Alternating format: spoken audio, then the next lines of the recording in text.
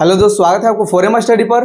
10 class के लिए model set start कर दिया गया है, जो यहाँ से बहुत सारे प्रश्न आपके एग्जाम में लड़ेंगे और आपको यहाँ से कंसेप्ट भी सीखने को मिलेगा ताकि आप एग्जाम में जल्दी से जल्दी और पूरे सही आप प्रश्न को कर सकें। तो दोस्त, आपके लिए वीडियो काफी इंपॉर्टेंट रहेगा, आप मेरे साथ सीखते चलिए। अभी हम लोग मैथ का मॉडल सेट ऑब्जेक्टिव को सॉल्व कर रहे हैं। अगर ये आप देख लेते हैं तो आपको आसानी हो जाएगा जब आप एग्जाम में बैठेंगे तो प्रश्न को सॉल्व करने में, क्योंकि मैं बहुत सारे इसमें ट्रिक भी बताऊंगा ताकि आप जल्दी से जल्दी आंसर तक पहुंचे, आप आंसर को जल्दी से जल्दी खोजें। चलिए दोस्त, अभी हम लोग धीरे धीरे सीखेंगे, फिर आगे दूसरा जो हम लोग सेट करेंगे मॉडल सेट, तो उसमें हम लोग जल्दी से जल्दी सॉल्व करने का प्रयास करेंगे। ठीक है, तो आप लगातार देखते चलिएगा। देखिए, पहला नंबर क्वेश्चन है, निम्नलिखित में कौन अपरिमेय संख्या नहीं है। क्वेश्चन तो पहले आप लोग को पूरा पूरा पढ़ना है। एक चीज ध्यान रखिएगा, निम्नलिखित में कौन अपरिमेय संख्या नहीं है, मतलब परिमेय संख्या है, अपरिमेय मतलब नहीं है, मतलब क्या है, परिमेय है। और परिमेय संख्या को हम P बटा Q के रूप में लिख सकते हैं। दोस्त, एक चीज आप ध्यान रखिएगा कि P बटा Q के रूप में हम उसी संख्या को लिख सकते हैं जो क्या हो, एक परफेक्ट स्क्वायर के रूप में हो, अगर रूट में रहता है तो। समझ गए? नहीं तो P बटा Q के रूप में तो रहेगा ही रहेगा। तो देखिए यहाँ पर क्या है, ये रूट 7 है, कभी नहीं हो सकता है। रूट 7 कभी परफेक्ट स्क्वायर नहीं हो सकता है, तो इसका ये आंसर नहीं होगा। रूट 3 है, तो मैंने आपको जब कंसेप्ट सिखा रहा था तो उसमें सिखाया था कि अगर रूट जो है, अगर कोई संख्या है जो रूट में है, अगर वो मल्टीप्लाई में है, डिवाइड में है, या जोड़ है, घटाव है, तो वो परिमेय हो सकता है और अपरिमेय दोनों हो सकता है। तो हम देख रहे हैं रूट 3 एक अपरिमेय संख्या है, तो अपरिमेय तो हमको नहीं ना बताना है, बताना है कि अपरिमेय नहीं है। अब देखो, रूट 2 है और रूट 5 है, दोनों है, दोनों में से कोई नहीं है अपरिमेय संख्या, परिमेय संख्या, तो ये भी क्या हो जाएगा, ये भी सही, इसका आंसर नहीं होगा। अब ये रूट अंदर 75 और बाटा में रूट अंदर 48 है, तो जब 3 नहीं होगा तो चौथा तो अपने आप होगा, लेकिन हम लोग को अभी सीखना है। देखो, अभी मैं आपको जल्दी जल्दी मैं नहीं करने के चक्कर में आपको सिखा रहा हूं, ठीक है ना। अभी आप लोग सीखिएगा। देखिए, रूट अंदर कितना है, 75 और बाटा में रूट अंदर 48। तो देखिए, 75 का जब हम लोग प्राइम फैक्टराइजेशन करेंगे, अभाज्य गुणनखंड करेंगे, तो सबको पता है कि ये 3 से कटेगा, तो 3 से कटा दो। 3 दूना 6, 1 बच गया, 3 5 15। अब ये 5 से कटेगा, 5 5 25 और 5 से कटेगा एक बार में। ये तो आपको दोस्त आ गया कि नहीं? जब आ गया है ना, तो लिख दो 3 गुना 5 गुना 5, और बाटा में बताओ क्या है, 48। और 48 का जब प्राइम फैक्टराइजेशन करोगे तो 2 से कितना बार में कटेगा, 24 बार में। 2 से कटेगा 12 बार में, 2 से कटेगा 6 बार में, 2 से कटेगा 3 बार में, और 3 से कितना बार में कट जाएगा, 1 बार में। तो देखिए, 1 2 3 4, 4 बार क्या आया है, 2, और 1 बार 3, तो 4 बार 2 लिखेंगे, 2 3, और 1 बार 2 लिखेंगे, 1 बार और 2 लिखेंगे, फिर हम लोग 3 लिखेंगे। अब देखो दोस्त, इसको इरेज कर दिया जाए, और देखो अभी आपको मैं सिखा रहा हूं, ठीक है ना, नहीं तो अब तक तो हम लोग आंसर मार के आगे बढ़ गए होते। अगर आपको दिक्कत आ रहा है तो वही दिक्कत या समस्या को खत्म न करना है मुझे। देखो, ये दो संख्या एक ही जैसा है जो रूट में है, तो दोनों की जगह पर एक बाहर निकल जाता है जब हम वर्गमूल निकालते हैं, तो और रूट अंदर क्या बच जाएगा, 3। देखो, ये 2 2 की जगह पर 1 2 बाहर, फिर 2 2 की जगह पर 1 2 बाहर, रूट अंदर 3 बच जाएगा। ये तो रूट 3 कट जाएगा कि नहीं। अब ये बताइए कितना बच गया, 5 बटा 4, P बटा Q के रूप में लिख दिए, मतलब ये क्या हो गया, एक परिमेय संख्या, और is the right answer. Root अंदर 75 बाई रूट अंदर 48। चलो, अब समझ में आ गया कि नहीं? आपको मैं सिखाने का प्रयास कर रहा हूं। देखो, रूट अंदर 3 और रूट अंदर 5 है, तो रूट अंदर देखिए ये पूर्णांक नहीं हो सकता है, क्या होगा, एक अपरिमेय संख्या। कैसे कि जो है परफेक्ट स्क्वायर नहीं है, रूट 3 और रूट 5 दोनों नहीं है। निम्नलिखित में कौन सा भिन्न दशमलव प्रसार शांत होगा। इसमें से बताना है कि किसका दशमलव प्रसार शांत होगा। इसका तो मैंने बहुत आसान ट्रिक आपको बताया था, क्या चीज, और आपको आता भी है कि देखना है कि अगर 2 5 के अलावा कोई दूसरा संख्या से कट गया, उसका जो डिनोमिनेटर है, तो समझ जाओ कि उसका जो दशमलव प्रसार होगा वो अशांत होगा। क्या होगा दोस्त, अशांत होगा। अगर जो हर का, जैसे मान लो कि 17 बटा में 105 है, और 105 का जो अभी मैंने फैक्टराइज किया, प्राइम फैक्टराइजेशन, अभाज्य गुणनखंड, तो उसमें 2 और 5 के अलावा कोई दूसरा संख्या आ जाता है, तो वो समझ जाइएगा कि ना कि अशांत होगा।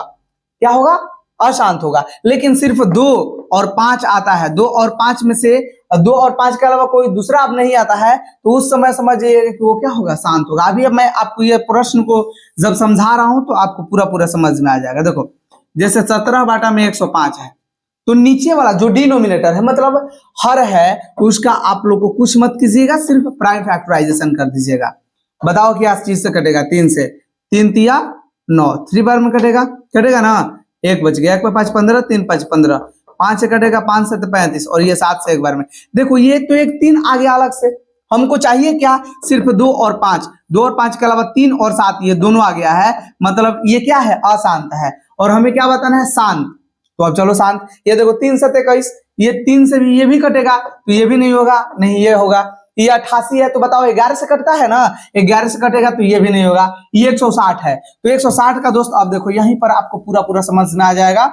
160 का जब हम लोग प्राइम फैक्टराइजेशन करेंगे तो ये 80 बार में कट गया, 2 से ये 40 बार में कटेगा, 2 से 20 बार में कटेगा, 2 से 10 बार में कटेगा, 2 से 5 बार में कटेगा और 5 से 1 बार में। देखो ये 2 और 5 के अलावा कोई दूसरा संख्या नहीं आया है, अतः इसका जो असली जो आंसर होगा वो 3/160 होगा। क्योंकि जब ये हम लोग इसको जब हल करेंगे तो क्या होगा, शांत होगा। शांत का मतलब आप लोग को अगर नहीं आता है तो देख लीजिए, जैसे मान लो कि 3/5 है तो इसको जब हम डिवाइड करेंगे, जब देखो 5 से इसको डिवाइड करेंगे तो ये कितना बार में कटेगा, ये तो पहले कटेगा नहीं, हमको यहाँ पर 0 पॉइंट लगाना पड़ेगा।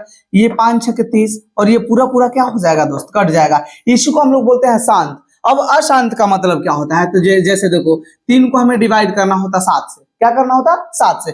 तो देखो अब जब 7 से हम इसको काटाते 3 को तो ये तो कटेगा नहीं, तो हम यहाँ पर 0 लगाएंगे तो 0.7 से कटाएंगे, 7 चौके 28, फिर आएगा 2 आएगा ना, ये कट गया 0, 7 दूना 14, 6 आएगा, 6 पर 0 60, 7 8 56, फिर आएगा 4 और ये ऐसे ऐसे बढ़ते जाएगा, ये कभी खत्म ही नहीं होगा। अब आपको समझ में आ गया होगा कि शांत और अशांत का मतलब क्या होता है, समझ गए क्या।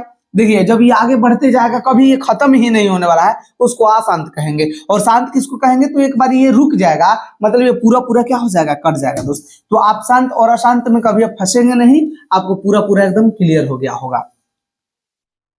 अरे एक बार हम अगर टाइम लगा लेते हैं दूसरा बार हमको टाइम नहीं लगाना पड़े, ऐसा हम लोग करने का प्रयास करेंगे। देखो ये 4 नंबर क्वेश्चन है, देखो ये 2.12, फिर 2 बार 1 आ गया, फिर 2, फिर 3 बार 1 आ गया। तो ये देखिए अलग अलग एक बार एक ज्यादा आ रहा है, एक बार एक संख्या क्या हो रहा है, ज्यादा आ रहा है। तो जब ऐसा होगा ना तो उसको आप मार दीजिएगा अपरिमेय। अब देखिए यहाँ पर मैं आपको कुछ सिखाने वाला हूँ।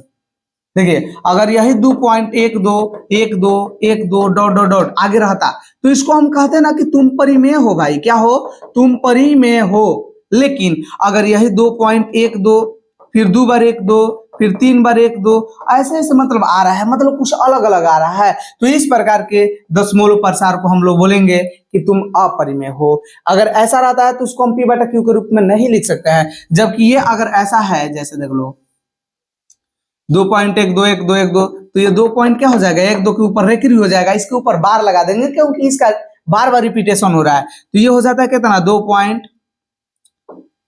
इसको जब हम लोग P/Q के रूप में लिखेंगे तो 212 बटा में क्या हो जाएगा, 212 में से 2 घटाएंगे और ये हो जाएगा 99, 212 में से 2 घटाएंगे तो ये हो जाता है 210 और बाटा में 99।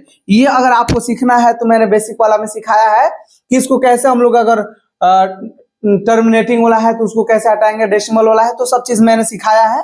अगर आप नहीं देखे हैं तो आप मेरे जाके वीडियो में देख सकते हैं सब। तो दोस्त ये हम लोग P/Q के रूप में इसको लिख सकें। अब देखो कुछ ऐसा रहता है, जैसे मान लो कि 3.1473 डॉट डॉट डॉट, तो ये अलग अलग संख्या आ रहा है, तो अलग अलग भी आएगा तो ये परिमेय नहीं होगा। क्या होगा, परिमेय नहीं होगा। ये दोस्त क्या होगा, अपरिमेय होगा। समझ गए क्या। जब अलग अलग संख्या आएगा बार बार और इसका डेसिमल रुक ही नहीं रहा है, मतलब आगे बढ़ रहा है, तो उसको भी हम लोग क्या बोलेंगे, उसको भी बोलेंगे कि तुम अपरिमेय हो। परिमेय एक ही स्थिति में हो सकता है, कब बता दो, कब, जब उसका दशमलव प्रसार कहीं जैसे 1.5 ये रुक गया हो, जैसे 2.06 ये कहीं रुक गया हो, अब इसके आगे आप ऐसे डॉट डॉट डॉट नहीं लगा है तो हम उसको बिना हम सोचे समझे बोल देंगे कि तुम परिमेय हो, क्योंकि 206 और 1 2 2 अंक के बाद पॉइंट है ना, तो 1 पर 2 को 0 लगा देंगे। अरे P/Q के रूप में इसको लिख दिए, जब लिख दिए तो इसको बोल देंगे, सॉरी इसको बोल देंगे कि तुम परिमेय हो। लेकिन ये जो क्वेश्चन होगा इसमें देखिए एक एक बढ़ रहा है, तो इसका जो आंसर होगा बताइए क्या हो जाएगा, सी। आप समझ गए क्या। चलो आगे बढ़ो। देखो दोस्त ये बहुत बार एग्जामों में पूछा गया कि √3 बटा √12 है। तो देखो √3 और √12 है, तो √3 को 3 रहने दो और 12 को जब हम प्राइम फैक्टराइजेशन करेंगे तो 2 गुना 2 गुना क्या करेंगे, 3 लिखेंगे। दो दूनी 4 तिया 12, नहीं समझ में आया? प्राइम फैक्टराइजेशन कर दो भाई, देखो 3 और ये 2 है तो 1 2 बाहर और रूट अंदर 3 कटा दो, ऊपर कुछ नहीं बचा तो 1 और नीचे क्या बच गया 2, p बटा q के रूप में लिखे, मतलब यह एक परिमेय संख्या है। समझ जाएंगे क्या? समझ जाएंगे। चलिए अब आगे बढ़ेंगे। देखो द्विघात बहुपद है ना कि शून्यक होंगे, तो शून्यक का मतलब क्या होता है? एक्स स्क्वायर और -3। शून्यक ऐसा मतलब होता है कि जैसे x का ऐसा मान रखें कि उसका वैल्यू क्या हो जाए? शून्य हो जाए, 0। तो हम लोग क्या रखेंगे? तो बराबर में 0 कर देंगे। यहाँ पर क्या करेंगे? शून्यक अगर फाइंड करना होगा तो बराबर में 0। अब देखो एक्स स्क्वायर इक्वल टू, देखो माइनस में है तो इधर आएगा तो प्लस में हो जाएगा, 3 माइनस में है तो इधर आएगा तो प्लस में। अब सबको पता है कि स्क्वायर जब इधर जाता है ना, जब इधर जाता है तो प्लस माइनस दोनों आ जाता है और रूट अंदर हो जाएगा। मतलब x का जो वैल्यू होगा वो +√3 और -√3 ये दोनों हो जाएगा।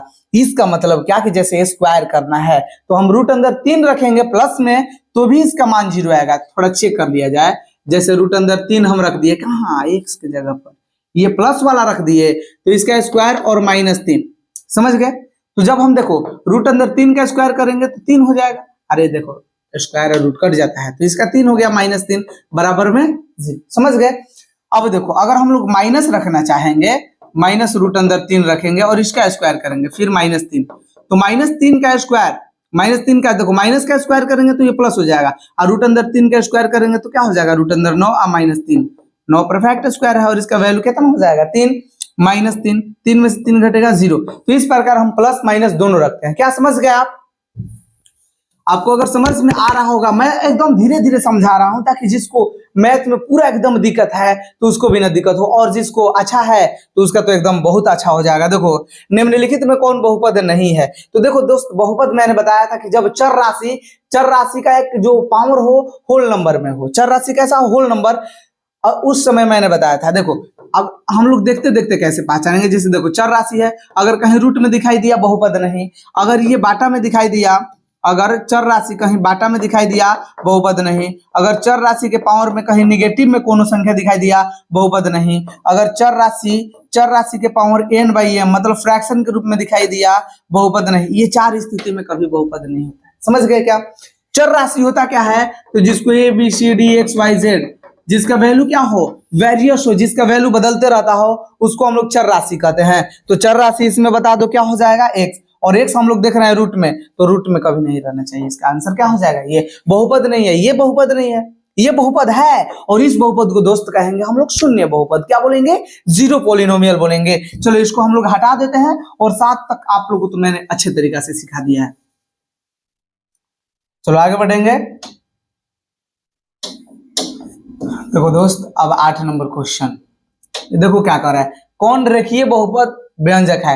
रेखीय का मतलब क्या कि पावर में उसका क्या होना चाहिए? पावर में 1 होना चाहिए, घात उसका 1 होना चाहिए। अब तुम ही लोग बता दो।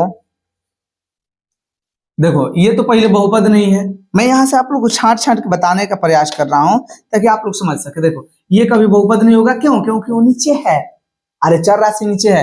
अब देखो ये पावर में 2 है तो द्विघात हो गया, पावर में 3 है ज्यादा से ज्यादा, त्रिघात हो गया। इसके पावर देखो x के पावर में कुछ नहीं है मतलब 1 है, और जब घात 1 रहेगा तो उसको हम लोग रेखीय बोलेंगे। क्या बोलेंगे दोस्त? जब घात 1 हो तो उस बहुपद को हम लोग रेखीय बहुपद बोलते हैं। चलो आगे बढ़ेंगे। देखो क्या कर रहा है। निम्न यदि अल्फा और बीटा बहुपद f(x) इतना का मूल हो तो 1/अल्फा प्लस 1/बीटा का मान होगा। तो देखिए एक फॉर्मूला होता है 1/अल्फा प्लस 1/बीटा इक्वल टू क्या होगा? अल्फा और बीटा का आप लोग एलसीएम निकाल लीजिएगा। क्या करेंगे? अल्फा और बीटा का एलसीएम निकालेंगे तो अल्फा इंटू बीटा हो जाएगा। क्या हो जाएगा? Alpha into beta. तो अल्फा से ये अल्फा तो क्या हो जाएगा? कट जाएगा। अब बताइए क्या बचेगा? बीटा। तो बीटा को 1 से गुना करेंगे, बीटा प्लस बीटा से बीटा कट जाएगा, क्या बचेगा? अल्फा। अल्फा को 1 से गुना कर देना, अल्फा हो जाएगा। मतलब ऊपर क्या हुआ? शून्यकों का योगफल, और नीचे क्या हुआ? शून्यकों का गुणनफल। आप लोग याद किए होंगे, बता दो क्या याद किए होंगे?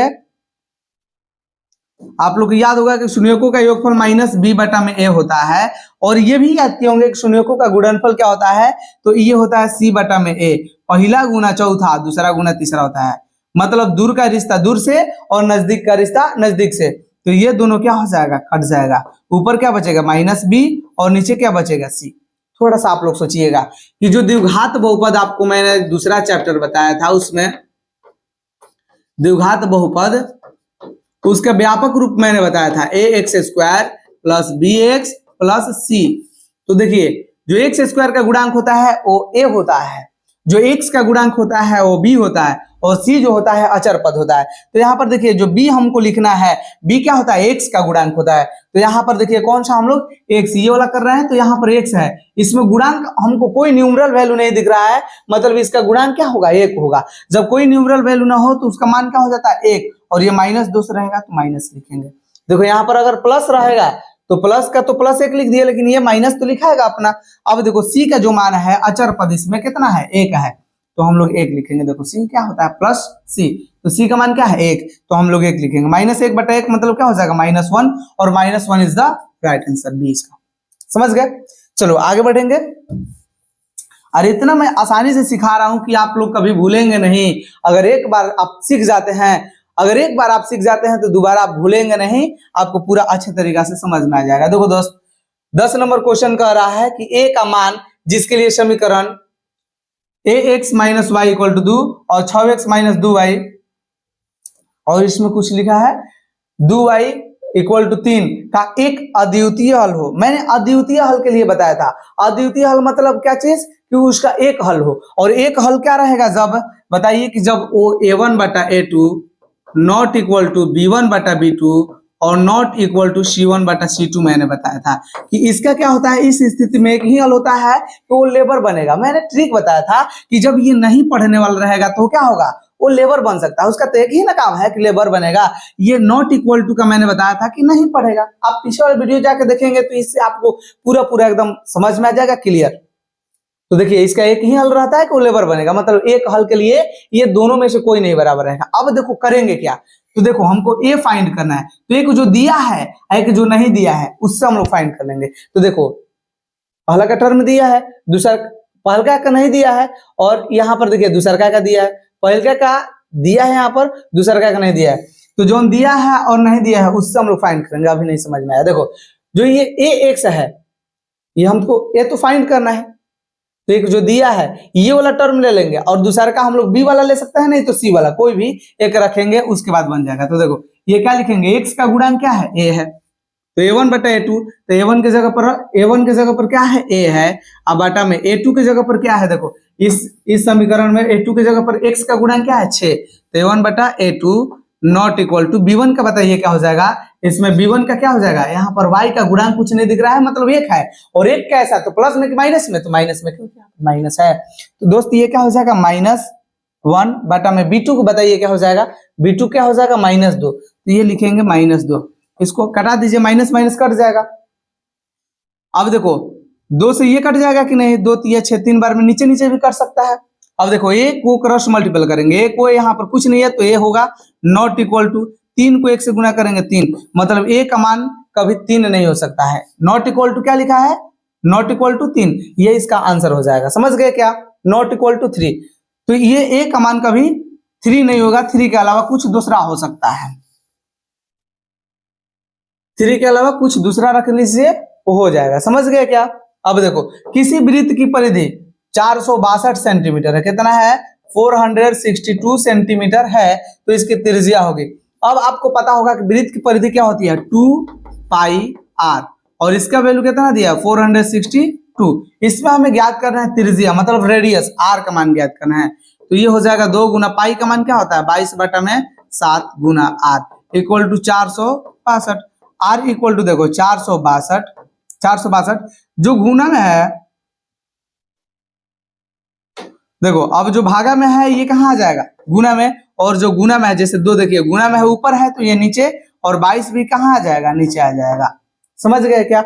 अब देखो इसको कटाना है, क्या करेंगे दोस्त, अब इसको हम लोग कटाएंगे। देखो कैसे, जब ये हम लोग 11 से कटाएंगे तो 11 दूना 22, इसको 11 से कटाएंगे तो 11 चौके 44, 46 है तो 44 कट गया, कितना बचा, 2, तो 2 बच गया, 2, और ये यहाँ पर 2 है तो 2 2 22, 2 पर 2 22, 11 से कटाएंगे 11 दूना 22, 2 बार में कट गया। अब देखो 2 से कटा दो, ये कितना बार में कटेगा, 21 बार में। अब 21 को 7 से गुना करो, 21 7 कितना हो जाएगा, 147, बाटा में क्या है, 2।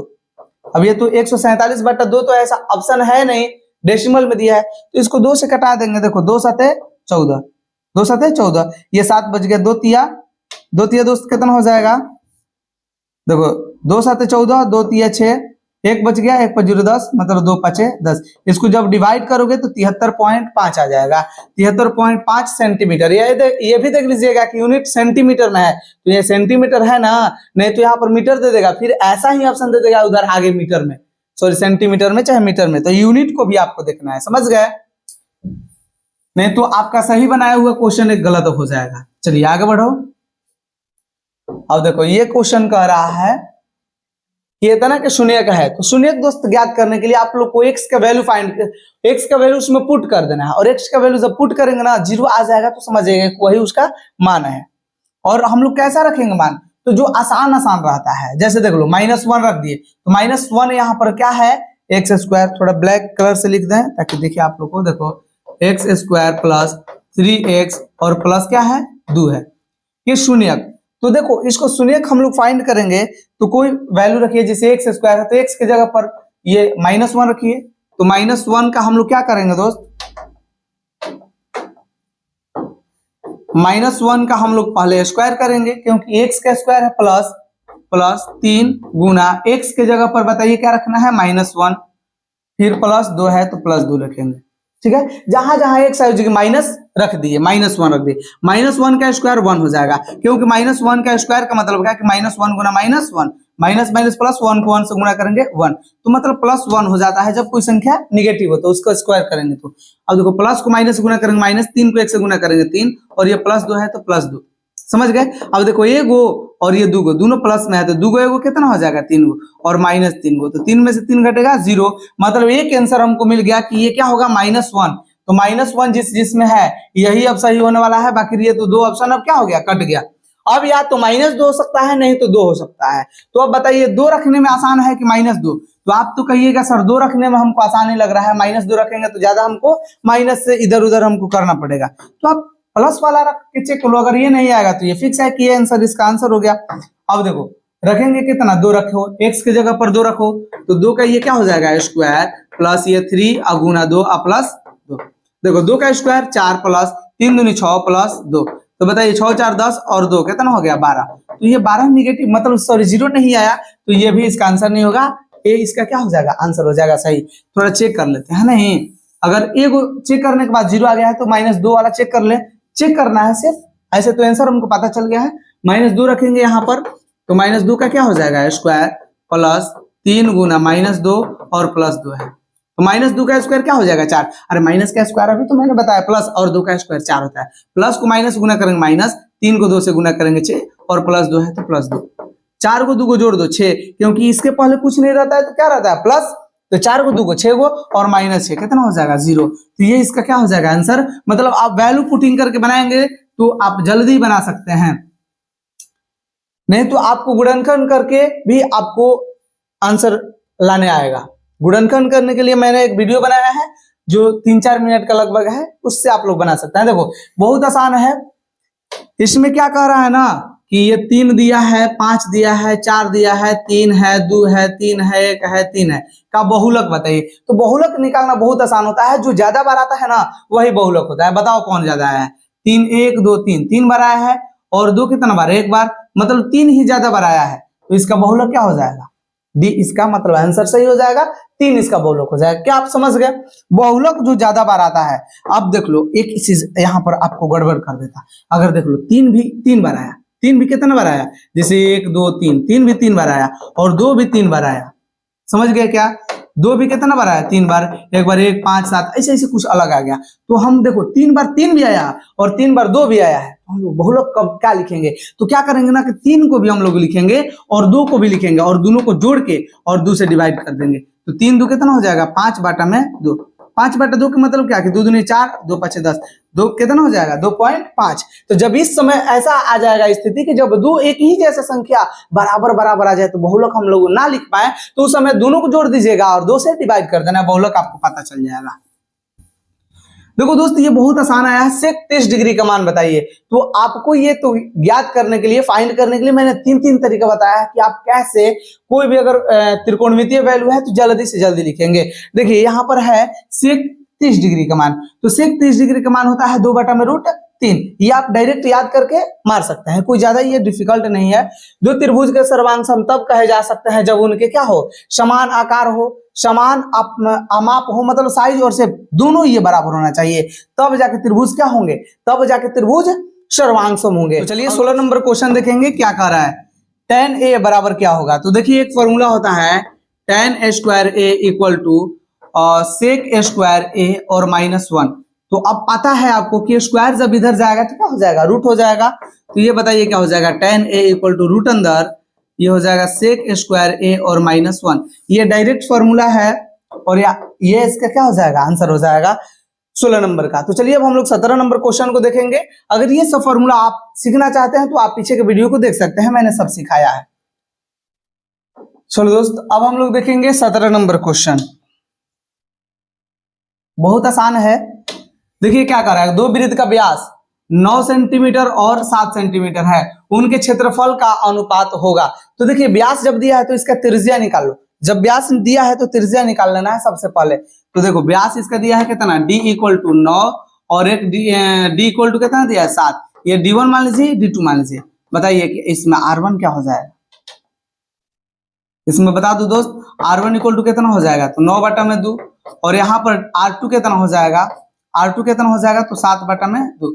चूंकि हम जानते हैं कि जो r1 मतलब जो त्रिज्या होता है ना वो क्या होता है d/2, मतलब व्यास का आधा होता है।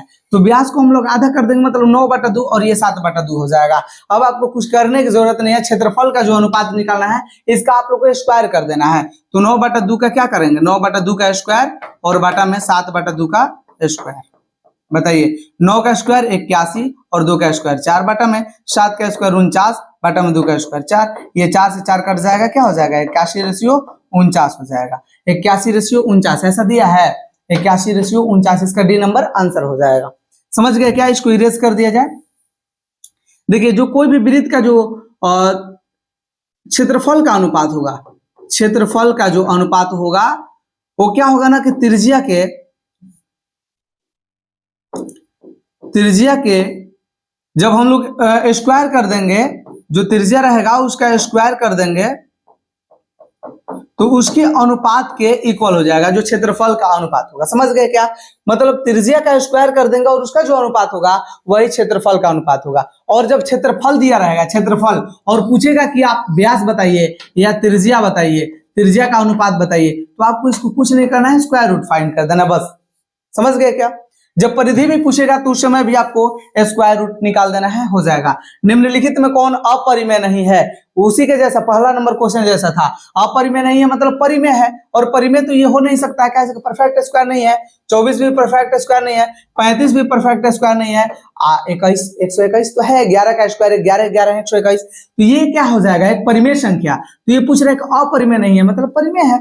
समझ गए क्या। अब देखो ये 5, 15 और 20 के लसा और मशा का अनुपात पूछ रहा है, तो ये लिखा है 5, 15 और 20। इसके लिए मैंने शॉर्ट ट्रिक बताया था कि जब आपसे पूछा जाए कि एलसीएम बताइए, जब आपसे पूछा जाए कि एचसीएफ बताइए, तो आप जल्दी से जल्दी बता देना। देखो जब इसका हम लोग एलसीएम देखेंगे तो ये 20, देखो 5 से तो कटेगा लेकिन 15 से नहीं कटेगा, तो हम 20 का 2 गुना लिखेंगे कितना 40, फिर ये 15 से नहीं कटेगा, 20 का 3 गुना लिखेंगे 60, अब तो ये 15 से कटेगा ना, मतलब जो इसका एलसीएम निकालेंगे 60। और आपको तो एलसीएम निकालने आता है दोस्त, आप निकाल लीजिएगा, मैंने ये ट्रिक बताया था। और जब एचसीएफ निकालेंगे तो कोई भी दो संख्या के बीच डिफरेंस देखेंगे जहां पर डिफरेंस कम हो, तो 15 और 20 के बीच डिफरेंस कितना है 5, और 5 ही जो डिफरेंस इसका रहेगा वो एचसीएफ हो जाता है। अब देखो यहाँ पर क्या कर रहा है कि लसा और मसा का अनुपात, लसा मतलब क्या कि एलसीएम और मसा मतलब क्या कि एचसीएफ। ये लसा हम लोग बोलते हैं लघुत्तम समअपवर्तक और इसको बोलते हैं महत्तम समअपवर्तक। समझ गए क्या, तो ये 60 और बटा में 5, इसका अनुपात निकालना है। अनुपात क्या होता है, फ्रैक्शन का सबसे छोटा रूप जिसको अब हम नहीं कटा सकते हैं। तो देखिए ये क्या है 60 बटा में 5, ये 5 है 5 और ये 12 में कटेगा, मतलब 12 बटा में 1, इसका रेशियो क्या हो जाएगा 12 बटा में 1 है तो 12:1 हो जाएगा। देखो ऐसा दिया है, डी नंबर आंसर हो जाएगा। चलो दोस्त आगे बढ़ेंगे और इसको इरेज कर लिया जाए, नहीं चलो देखो ये दिया है किसी त्रिभुज एबीसी में एंगल ए 90 डिग्री है। देखो एबीसी में क्या है, एबीसी में एंगल ए 90 डिग्री दिया है। यहाँ पर ए बी सी में जो एंगल ए है 90 डिग्री दिया है, और बीसी कह रहा है कि 13 सेंटीमीटर। देखो बीसी कह रहा है कि 13 सेंटीमीटर, और ए बी कह रहा है कि 12 सेंटीमीटर, ए बी कह रहा है कि 12 सेंटीमीटर। तो ये दोस्त कितना हो जाएगा 5 सेंटीमीटर। कैसे? तो पाइथागोरस प्रमेय से। तो ये हम लोग को आधार कहें या इसको हम लोग लंब कहें। तो जब ऐसी फाइंड करेंगे तो क्या हो जाएगा, रूट अंदर जो कर्ण है इसका स्क्वायर और माइनस जो एक और दूसरा भुजा है उसका स्क्वायर। तो बताओ 13 का स्क्वायर 169 माइनस 12 का स्क्वायर 144। 169 में से 144 कम करेंगे 25, और सबको पता है कि 25 का स्क्वायर रूट 5 होता है। तो इसका क्या हो जाएगा आंसर 5 सेंटीमीटर सही हो जाएगा। चलो इसको इरेज कर दिया जाए। देखो दोस्त आगे बढ़ेंगे। ये कह रहा है ए, क्या कर रहा है, ए का मान जिसके लिए समीकरण इतना कितना है 10x plus 5y equal to a minus 5, और फिर क्या है कि 20x प्लस 10y माइनस ए बराबर 0 के अनगिनत हल होंगे। तो अनगिनत हल कब हो सकता है बताओ? अनगिनत हल उस समय हो सकता है जब वो रेखा संपाती हो। और संपाती कब होता है कि जब a1 बटा में a2 इक्वल टू b1 बटा में b2 और इक्वल टू c1 बटा में c2 हो। अनेक हल क्या कि जैसे देखो दोनों पढ़ने वाला हो, दोनों क्या हो पढ़ने वाला, तो उस समय हम कहेंगे कि इसका अनेक हल होगा। समझ गए क्या? तो अनेक हल होगा। देखो ए का मान जिसके लिए समीकरण निकाय क्या है अनेक हल। तो बताओ कौन सा टर्म में नहीं दिया है?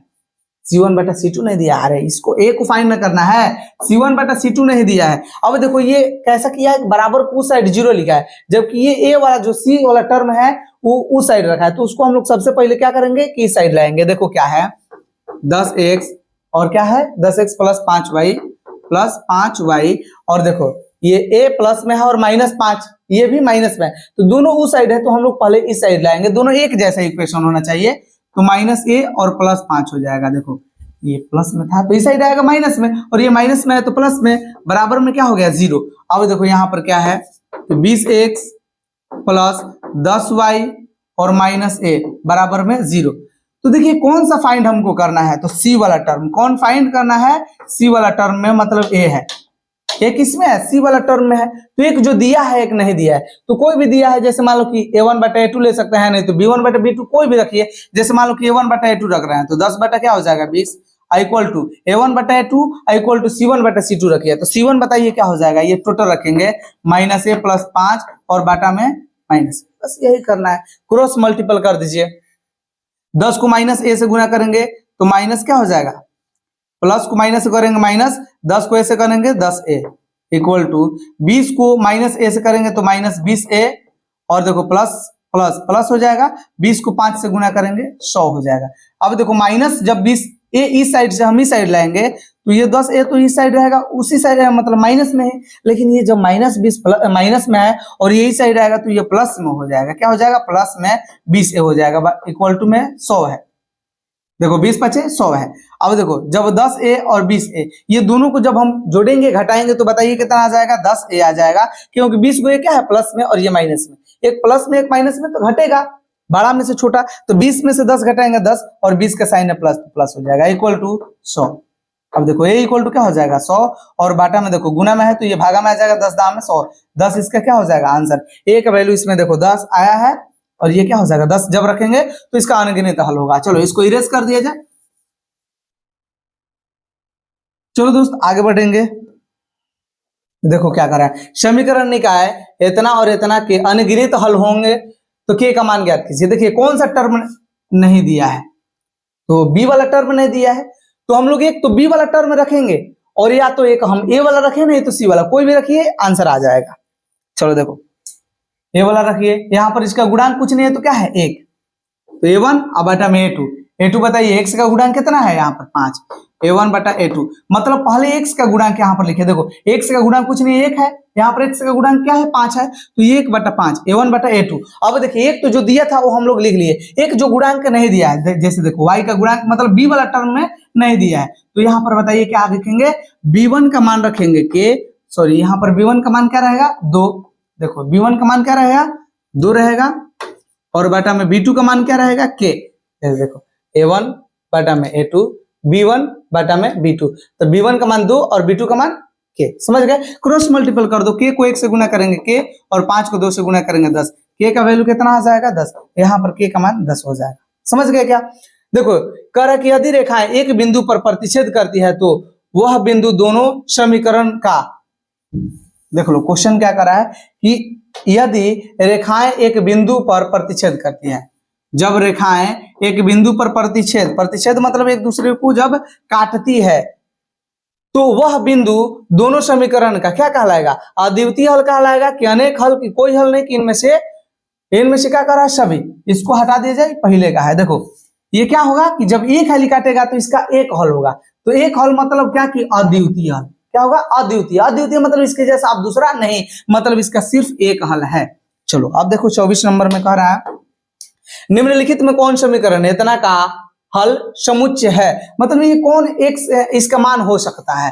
तो देखो आपको कुछ नहीं करना है, इसमें करना क्या है, तो ये दिया है x प्लस 2 दिया है, और एक दोस्त क्या दिया है 3x और -1 बराबर में 0। तो हम लोग x का मान हम लोग फाइंड कर लेंगे। देखो x प्लस 2 बराबर में हम लोग क्या रखेंगे, एक बार 0, फिर एक बार रखेंगे 3x - 1 बराबर में 0। देखिए जैसे मान लो कि ये गुना वाला है, इस साइड जाएगा तो ये 0 हो जाएगा, फिर जब हम इसको इस साइड रहेंगे और इसको गुना में है इस साइड जाएगा तो 0 हो जाएगा। मतलब क्या कि इसका हम लोग संयोग फाइंड कर रहे हैं। तो देखो अब ये क्या हो जाएगा, x प्लस में है तो इधर आएगा तो -2, अब इसमें क्या हो जाएगा 3x इक्वल टू -1 है तो इधर आएगा तो +1, तो x बराबर क्या हो जाएगा 1/2। तो एक तो हो गया -2 और दूसरा का हो गया 1/2।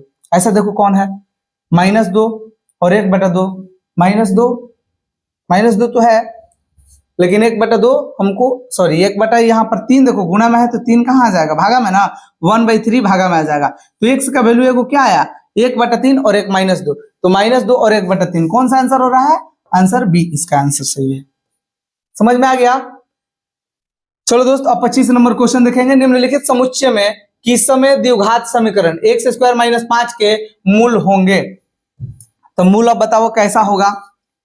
तो ये दिया है x² - 5 इक्वल टू 0, इसके जैसा अभी हम लोग सॉल्व किया है, -5 है तो इधर आएगा तो प्लस में हो जाएगा, ये x² है तो देखो x इक्वल टू जब स्क्वायर से इधर आएगा तो प्लस माइनस रूट अंदर 5 हो जाएगा, मतलब एक बार रूट अंदर 5 प्लस में और एक बार रूट अंदर माइनस में। ठीक है, तो ये बताइए कैसा संख्या आया है, ये पूर्णांक संख्या नहीं। पूर्णांक संख्या हम किसको कहते हैं, तो जो निगेटिव और पॉजिटिव में हो लेकिन वो एक परफेक्ट स्क्वायर हो उसको पूर्णांक संख्या कहेंगे। ऑल निगेटिव नंबर और ऑल पॉजिटिव नंबर और 0 को हम लोग पूर्णांक संख्या कहते हैं। तो ये तो पूर्णांक संख्या नहीं है। परिमेय संख्या, परिमेय संख्या भी हम इसको नहीं कह सकते हैं।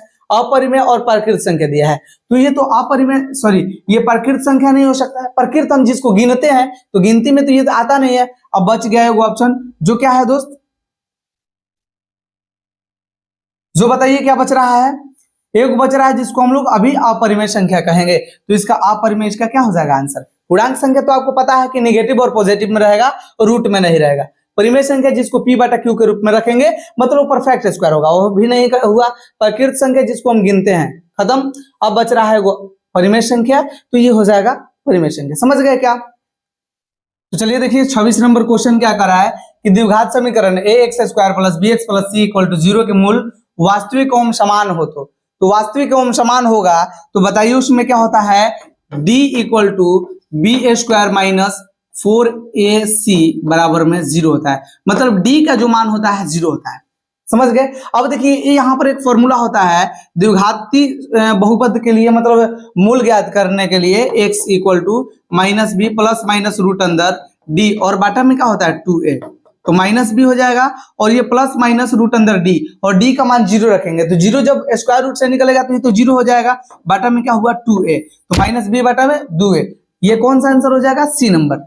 चलिए आगे बढ़ेंगे और देखिए इसी के जैसा एक क्वेश्चन है द्विघात समीकरण x² + bx + c = 0 के मूल बराबर हो तो बताइए जब मूल बराबर होगा तो क्या हो जाता है b² - 4ac बराबर में 0। अभी ना मैंने बताया कि d = b² - 4ac, जब मूल क्या हो, जब मूल बराबर होगा तो d = b² - 4ac बराबर में 0 हो जाएगा। अब देखो b² = माइनस में 4ac है तो इधर आएगा तो क्या हो जाएगा +4ac, मतलब जो b² होगा, जो b² होगा, अब देखो -4ac है तो इधर आएगा तो प्लस में 4a क्या हो जाएगा दोस्त प्लस में 4ac हो जाएगा। तो b square equal to 4ac, D इसका आंसर सही हो जाएगा। अब देखो यदि द्विघात समीकरण x square plus b x plus c equal to 0 के लिए बी स्क्वायर जो है ये क्या है, इससे बड़ा अगर 4ac आ जाता है हो तो मूल होंगे। तो देखो जब ऐसा रहेगा माने बी स्क्वायर और ये प्लस में तो इधर आएगा तो माइनस 4ac, अब इससे बड़ा 0 आ जा रहा है। तो जब 0 हो गया डी से बड़ा, जब डी से देखो सुन लो ना, देखो डी जो है ये इक्वल टू होता है बी स्क्वायर माइनस 4ac, और इससे कह रहा है ना कि ये बड़ा क्या है 0। अब देखो प्लस में था, इधर आ गया माइनस, अब कुछ नहीं बचा तो क्या बचा 0, मतलब जो डी का मान हो गया ये इससे बड़ा हो गया क्या चीज 0। तो जब डी से बड़ा 0 हो जाएगा, तो जब डी से बड़ा 0 हो जाएगा तो उसका क्या हो जाएगा कि वास्तविक उसका मूल्य नहीं होगा। समझ गए क्या, उसका मूल वास्तविक नहीं होगा, मतलब जो डी का मान आएगा निगेटिव आएगा, और जब निगेटिव आएगा तो हम लोग समझ जाएंगे कि इसका मूल का वास्तविक हल नहीं है। अब देखिए समांतर श्रेणी 10 7 4 का तीसवा पद कर रहा है, तो तीसवा पद के लिए बताओ क्या होता है a प्लस 29d, क्या होता है a प्लस 29d। तो ये हम लोग प्रथम पद को कहते हैं, कितना हो जाएगा 10 प्लस ये हो जाएगा 29 गुना d का मान क्या होता है, तो इसका अंतर, पदों का अंतर। तो 10 और 7 में देखिए जब हम लोग सार्व अंतर ज्ञात करेंगे तो सार्व अंतर d equal to a2 minus a1 होता है। क्या होता है d equal to a2 minus a1। तो a2 बताइए कितना है 7, माइनस a1 कितना है 10, तो 7 में से माइनस 10 कम करेंगे तो -3 आएगा, तो d का हम लोग मान रखेंगे -3, तो ये हो जाएगा 10, प्लस को माइनस गुना करेंगे माइनस, 29 को 3 से गुना कीजिए, 29 दूनी 58, 29 3 87। अब सबको पता है कि 10 और ये 87 है, तो इसको जब हम लोग घटाएंगे तो ये 77 आएगा और ये माइनस में आएगा, क्योंकि 87 में से 10 को घटा रहे हैं तो 77 आएगा, और वो भी क्या चीज में माइनस में। तो आप लोग समझ गए होंगे कि इसको हम लोग कैसे ज्ञात करेंगे। 29वां पद ए प्लस 30वां पद ज्ञात करना है, तो ए प्लस 29d। चलिए देखिए 30 नंबर क्वेश्चन क्या करें, समांतर श्रेणी -3 -1/2 डॉट डॉट डॉट का 10वां पद है। तो 10वां पद ज्ञात करना है, तो हम लोग फॉर्मूला लिखेंगे a plus 9d, a plus क्या हो जाएगा 9d, 10वां पद a प्लस 9d। अगर 11वां पद ज्ञात करना होता तो a को कम करके लिखते, मतलब a प्लस 10d। 12वां पद ज्ञात करना है तो a प्लस 11d। आप समझ गए होंगे, ये हम लोग प्रथम पद को बोलते हैं, और ये कितना है -3 प्लस ये 9 गुना d क्या होता है, तो a2 माइनस a1 करेंगे। जब ये सेकंड टर्म में से फर्स्ट टर्म को सब्ट्रैक्ट करेंगे तो हमको d प्राप्त हो जाएगा। तो -1/2 में से -3 घटाओ, -1/2 में से माइनस कितना करना है -3 करना है। देखो ये फॉर्मूला होता है a2 माइनस a1, तो a2 तो बताइए कितना है -1/2, ये माइनस फॉर्मूला से आया, माइनस कहां से आया फॉर्मूला से, और a1 का मान -3 है तो -3 ये तो लिखाएगा। अब देखो -1/2 है, माइनस माइनस क्या हो जाएगा +3, और 3 में से -2.5 को अब हम कम करेंगे तो इसके नीचे कुछ ना है, तो 1 2 1 कैल्सियम 2 2 1 2 तो ये कितना हो जाएगा -1 प्लस 1 दूनी 2, 2 बार में कटेगा तो 3 दूनी क्या हो जाएगा 6, 6 में से 1 को कम करेंगे 5/2, और जब 5 को 2 से डिवाइड करेंगे तो कितना हो जाएगा 2.5। इसका बताइए जो सार्व अंतर आया d वो कितना आया है 2.5 रखेंगे, इसको इरेज कर देंगे, आप लोग समझ गए होंगे। देखो ये -3 हुआ, प्लस है तो प्लस 9 को जब 2.5 से जब गुणा करेंगे तो 9 × 5 = 45, 5 4 और 9 दूनी 18, 4 कितना हो जाएगा 22, तो 22.5, और ये -3 है तो 22.5 में से जब -3 को कम करेंगे तो कितना हो जाएगा 19, कितना हो जाएगा दोस्त 19.5 हो जाएगा, और 19.5 इसका आंसर हो जाएगा जो इसमें नहीं दिया है, तो 19.5 इसका क्या हो जाएगा आंसर हो जाएगा। आप देखो समानांतर श्रेणी इतना का 10वां पद है, तो एकदम सेम टू सेम इसी के जैसा है, इसको इरेज कर दे रहा है, 19.5 इसका आंसर हो जाएगा। इसका आंसर गलती है, आप लोग समझ सकते हैं। देखो समांतर श्रेणी 2 7 12 का 10वां पद का रहा है, तो प्रथम पद a इक्वल टू कितना हो गया 2, सार्व अंतर d इक्वल टू क्या होता है a2 माइनस a1, a2 कितना है 7, a2 दोस्त कितना है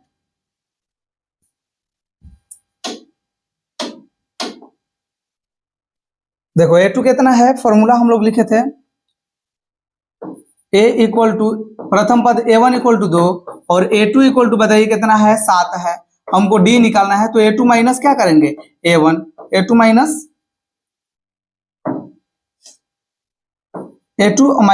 a1 बताइए a2 कितना है 7 माइनस a1 कितना है 2, 7 में से 2 को कम करेंगे 5। आप समझ गए क्या कि सार अंतर कैसे निकालेंगे? तो सेकंड टर्म में से फर्स्ट टर्म को हम लोग सब्ट्रैक्ट कर देंगे, घटा देंगे। अब हमें निकालना है कौन सा पद? 10वां पद। तो 10वां पद होता है a प्लस 9d। अब बताओ a मतलब प्रथम पद, और प्रथम पद कितना है? a 2 है, प्लस 9 गुना d का मान बताओ कितना है? d का मान कितना है? 5। अरे d का मान है तो 5 निकला है, तो ये 2 हो जाएगा, प्लस 9 को 5 से गुना करेंगे, 9 5 45, 45 में 2 जोड़ देंगे 47, और 47 इसका क्या हो जाएगा? 47 इसका आंसर हो जाएगा। 47 इसका आंसर हो जाएगा। चलो अब हम लोग आगे बढ़ेंगे और देखेंगे क्वेश्चन नंबर 32 को।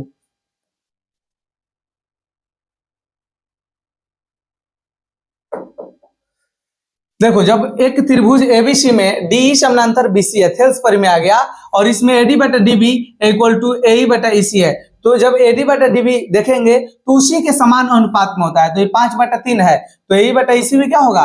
5/3 होगा। ये भी क्या होगा? 5/3।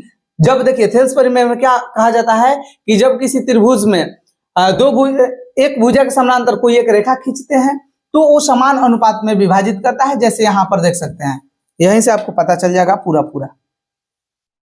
देखो ये क्या कर रहा है कि डीई समानांतर बीसी है, डीई समानांतर बीसी, ये दोनों एक दूसरे क्या है? पैरेलल है, समानांतर है।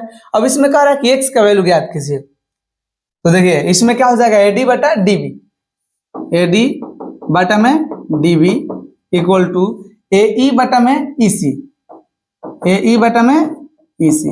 ये थेल्स परिमेय है। एडी का मान बताइए कितना है? एक्स बटा में डीबी का मान बताइए कितना है? 16 इक्वल टू एई का मान बताइए, एई का मान कितना है? 34, और ईसी का मान कितना है? 17। समझ गए? अब देखो 17 से घटाएंगे तो 17 दूना 34, 2 बार में कट जाएगा कि नहीं?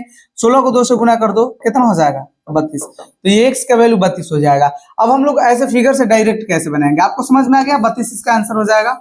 देखो ये 17 का कितना है? 2 गुना, तो ये 16 का 2 गुना हो जाएगा 32, तो 32 इसका क्या हो जाएगा? आंसर हो जाएगा। ठीक है, देखो दो समरूप त्रिभुज एबीसी एवं डीईएफ में इनके क्षेत्रफल का अनुपात निम्नलिखित में से किस के बराबर होगा? तो देखिए जो क्षेत्रफल का अनुपात होता है वो कोई भी भुजा के क्या होता है? वर्ग के अनुपात के बराबर होता है। तो कोई भी भुजा, जैसे मान लो कि एबीसी हो गया, डीईएफ हो गया, तो एबी और डीई दोनों क्या है? भुजा है, तो इनके वर्ग के अनुपात के क्या हो जाएगा? बराबर। एबी बटा ईएफ, तो ईएफ अंत वाला है, एबी शुरू वाला है, तो ये तो नहीं हो सकता है। ये देखो स्क्वायर में है, दुइये को स्क्वायर में ही लिया है, वही है, वही है, तो ये नहीं होगा। क्यों? क्योंकि एबी शुरू वाला है और ईएफ क्या है? लास्ट वाला, तो ये तो अनुपात में नहीं हुआ। संगत भुजाओं के वर्गों के अनुपात के क्या होता है? बराबर होता है कोई भी दो समरूप त्रिभुज का, अगर हम लोग क्षेत्रफल ज्ञात करेंगे। ठीक है, ये एक थ्योरम है, थ्योरम को अभी मैंने सिद्ध करवाया है, लेकिन ऑफलाइन क्लास में, ऑनलाइन में नहीं करवाया है। देखो दोस्त, समबाहु त्रिभुज एबीसी को एक भुजा 10 सेंटीमीटर है। समबाहु त्रिभुज में क्या होता है कि ऑल साइड आर इक्वल, मतलब जिसमें सभी भुजाएं बराबर हो। एक भुजा इसका 10 सेंटीमीटर है, तथा समबाहु त्रिभुज डीईएफ की एक भुजा 5 सेंटीमीटर है। इसका भुजा 10 सेंटीमीटर है और इसका भुजा क्या है? 5 सेंटीमीटर। समबाहु की सब भुजा क्या होता है?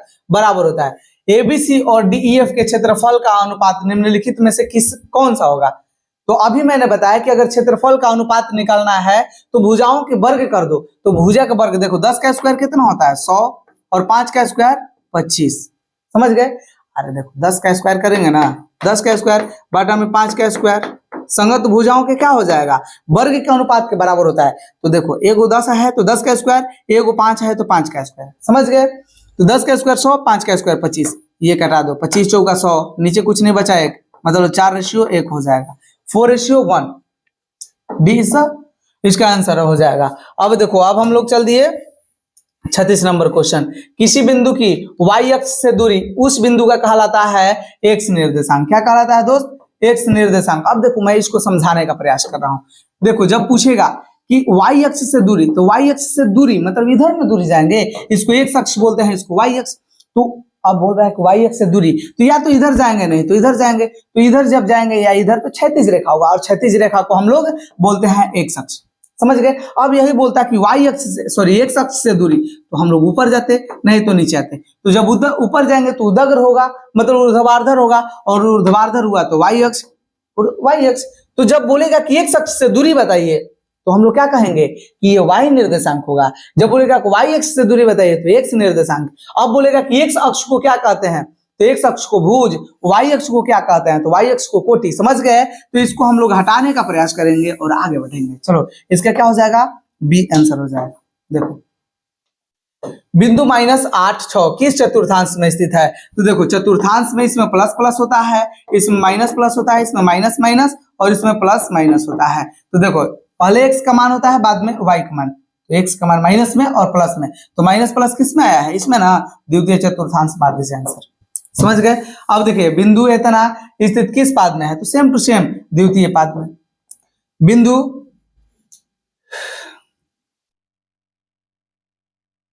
चलो देखो अब कह रहा है किसी बिंदु की x अक्ष से दूरी उस बिंदु का कहलाता है। तो x अक्ष से दूरी अभी मैंने बताया कि उसको कोटि कहेंगे या y अक्ष कहेंगे। क्या कहेंगे, कोटि या y अक्ष या y निर्देशांक। देखो बिंदु 1, 5 किस चतुर्थांश में है, तो दोनों प्लस प्लस है ना, तो प्लस प्लस किस में होता है, पहला चतुर्थांश में, तो इसका पहला आंसर हो जाएगा।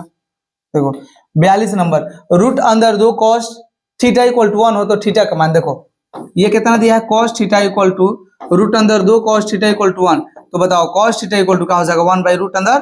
तो ये किसका मान होता है, 1/2 45 डिग्री का मान होता है। तो इसकी जगह पर रखेंगे हम लोग क्या चीज, cos 45 डिग्री, और इधर है cos थीटा, तो cos ये cos cos कट जाएगा, तो थीटा का मान कितना हो गया, 45 डिग्री। तो ये बी इसका आंसर हो जाएगा। चलो इसको हटा दो। अब देखो 1 प्लस cot स्क्वायर थीटा बटा में 1 प्लस tan स्क्वायर थीटा। अब आपको पता होगा कि cot स्क्वायर थीटा जब हम लोग लिखेंगे 1 प्लस cot स्क्वायर थीटा के लिए फॉर्मूला अगर हम लोग देखेंगे तो एक फॉर्मूला होता है, देखिए क्या, थोड़ा मच्छर डिस्टर्ब कर रहा है इधर। देखिए 1 प्लस cot स्क्वायर थीटा है, तो 1 प्लस cot स्क्वायर थीटा = होता है cosec स्क्वायर थीटा। क्या होता है दोस्त, cosec स्क्वायर थीटा बटा में 1 प्लस tan स्क्वायर थीटा है, तो ये हो जाता है sec स्क्वायर थीटा। अब देखो cosec स्क्वायर जो थीटा होता है ये साइन के ऑपोजिट होता है, मतलब 1 क्या हो जाएगा, sin स्क्वायर थीटा बटा में sec स्क्वायर थीटा = क्या हो जाएगा, तो 1 बटा में cos स्क्वायर थीटा। अब पता होगा कि पहला गुना चौथा, दूसरा गुना तीसरा, तो एक को जब हम लोग cos स्क्वायर थीटा से जब हल करेंगे, मल्टीप्लाई करेंगे, तो cos स्क्वायर थीटा, देखो पहला गुना चौथा, दूसरा गुना तीसरा, दूर का रिश्ता दूर से, नजदीक का रिश्ता नजदीक से। 1 को जब cos स्क्वायर थीटा से गुना करेंगे cos square theta, sin square theta को जब 1 से गुना करेंगे sin स्क्वायर थीटा। दोस्त यहां से फॉर्मूला लग गया कि अगर cos स्क्वायर थीटा बटा में sin स्क्वायर थीटा हो तो tan cot स्क्वायर थीटा हो जाता है। क्या हो जाता है, cot स्क्वायर थीटा। और यही उल्टा होता है कि tan स्क्वायर थीटा बटा में cos स्क्वायर थीटा, इसके उल्टा होता है, जिससे sin ऊपर होता cos नीचे, तो ये tan वाला। समझ गए क्या? ऐसा ऐसा पूछा जा रहा है आप लोग के एग्जाम में, और ये इंपॉर्टेंट है, ये बार बार पूछा जा रहा है। देखिए 44 नंबर क्वेश्चन में क्या कह रहा है कि sin थीटा = 3 बटा क्या है, 5 है, तो cos थीटा का मान बताइए। देखिए sin थीटा = कितना है, 3/5, तो sin थीटा = क्या होता है, sin थीटा = क्या होता है, लंब बटा में कर्ण। क्या होता है दोस्त, लंब बटा में कर्ण होता है। ये हो जाएगा लंब और नीचे वाला हो जाएगा कर्ण। हमको आधार फाइंड करना है, तो आधार = क्या हो जाएगा, √अंदर कर्ण का स्क्वायर माइनस लंब का स्क्वायर। कर्ण बताइए कितना है, 5, 5 का स्क्वायर माइनस लंब कितना है, 3 का स्क्वायर। 5 का स्क्वायर होता है 25 माइनस 3 का स्क्वायर होता है 9। 25 में से जब 9 कम करेंगे 16, और 16 का स्क्वायर रूट कितना होता है, 4। नहीं तो अगर आप ट्रिपलेट ज्ञात किए हैं तो बहुत बढ़िया है, 3 5 है तो एक क्या हो जाएगा, 4 हो जाएगा, और वो क्या हो जाएगा, आधार हो जाएगा। अब देखो कह रहा है इसमें कि cos थीटा बताइए, तो cos थीटा = क्या होता है, cos थीटा = आधार बटा में कर्ण। अब देखो नीचे कर्ण है, यहाँ पर भी नीचे क्या है, कर्ण है, तो कर्ण जो होगा 5 होगा, यहाँ पर भी कर्ण क्या होगा, 5, नीचे जो आएगा हमेशा 5 आएगा, तो ये नीचे क्या आएगा, 5 आएगा। 3 वाला और 6 वाला तो कट गया, नीचे 5 आएगा, तो अब 3/5 sin थीटा के लिए है, तो कभी ये cos थीटा के लिए नहीं हो सकता है, मतलब ये नहीं होगा।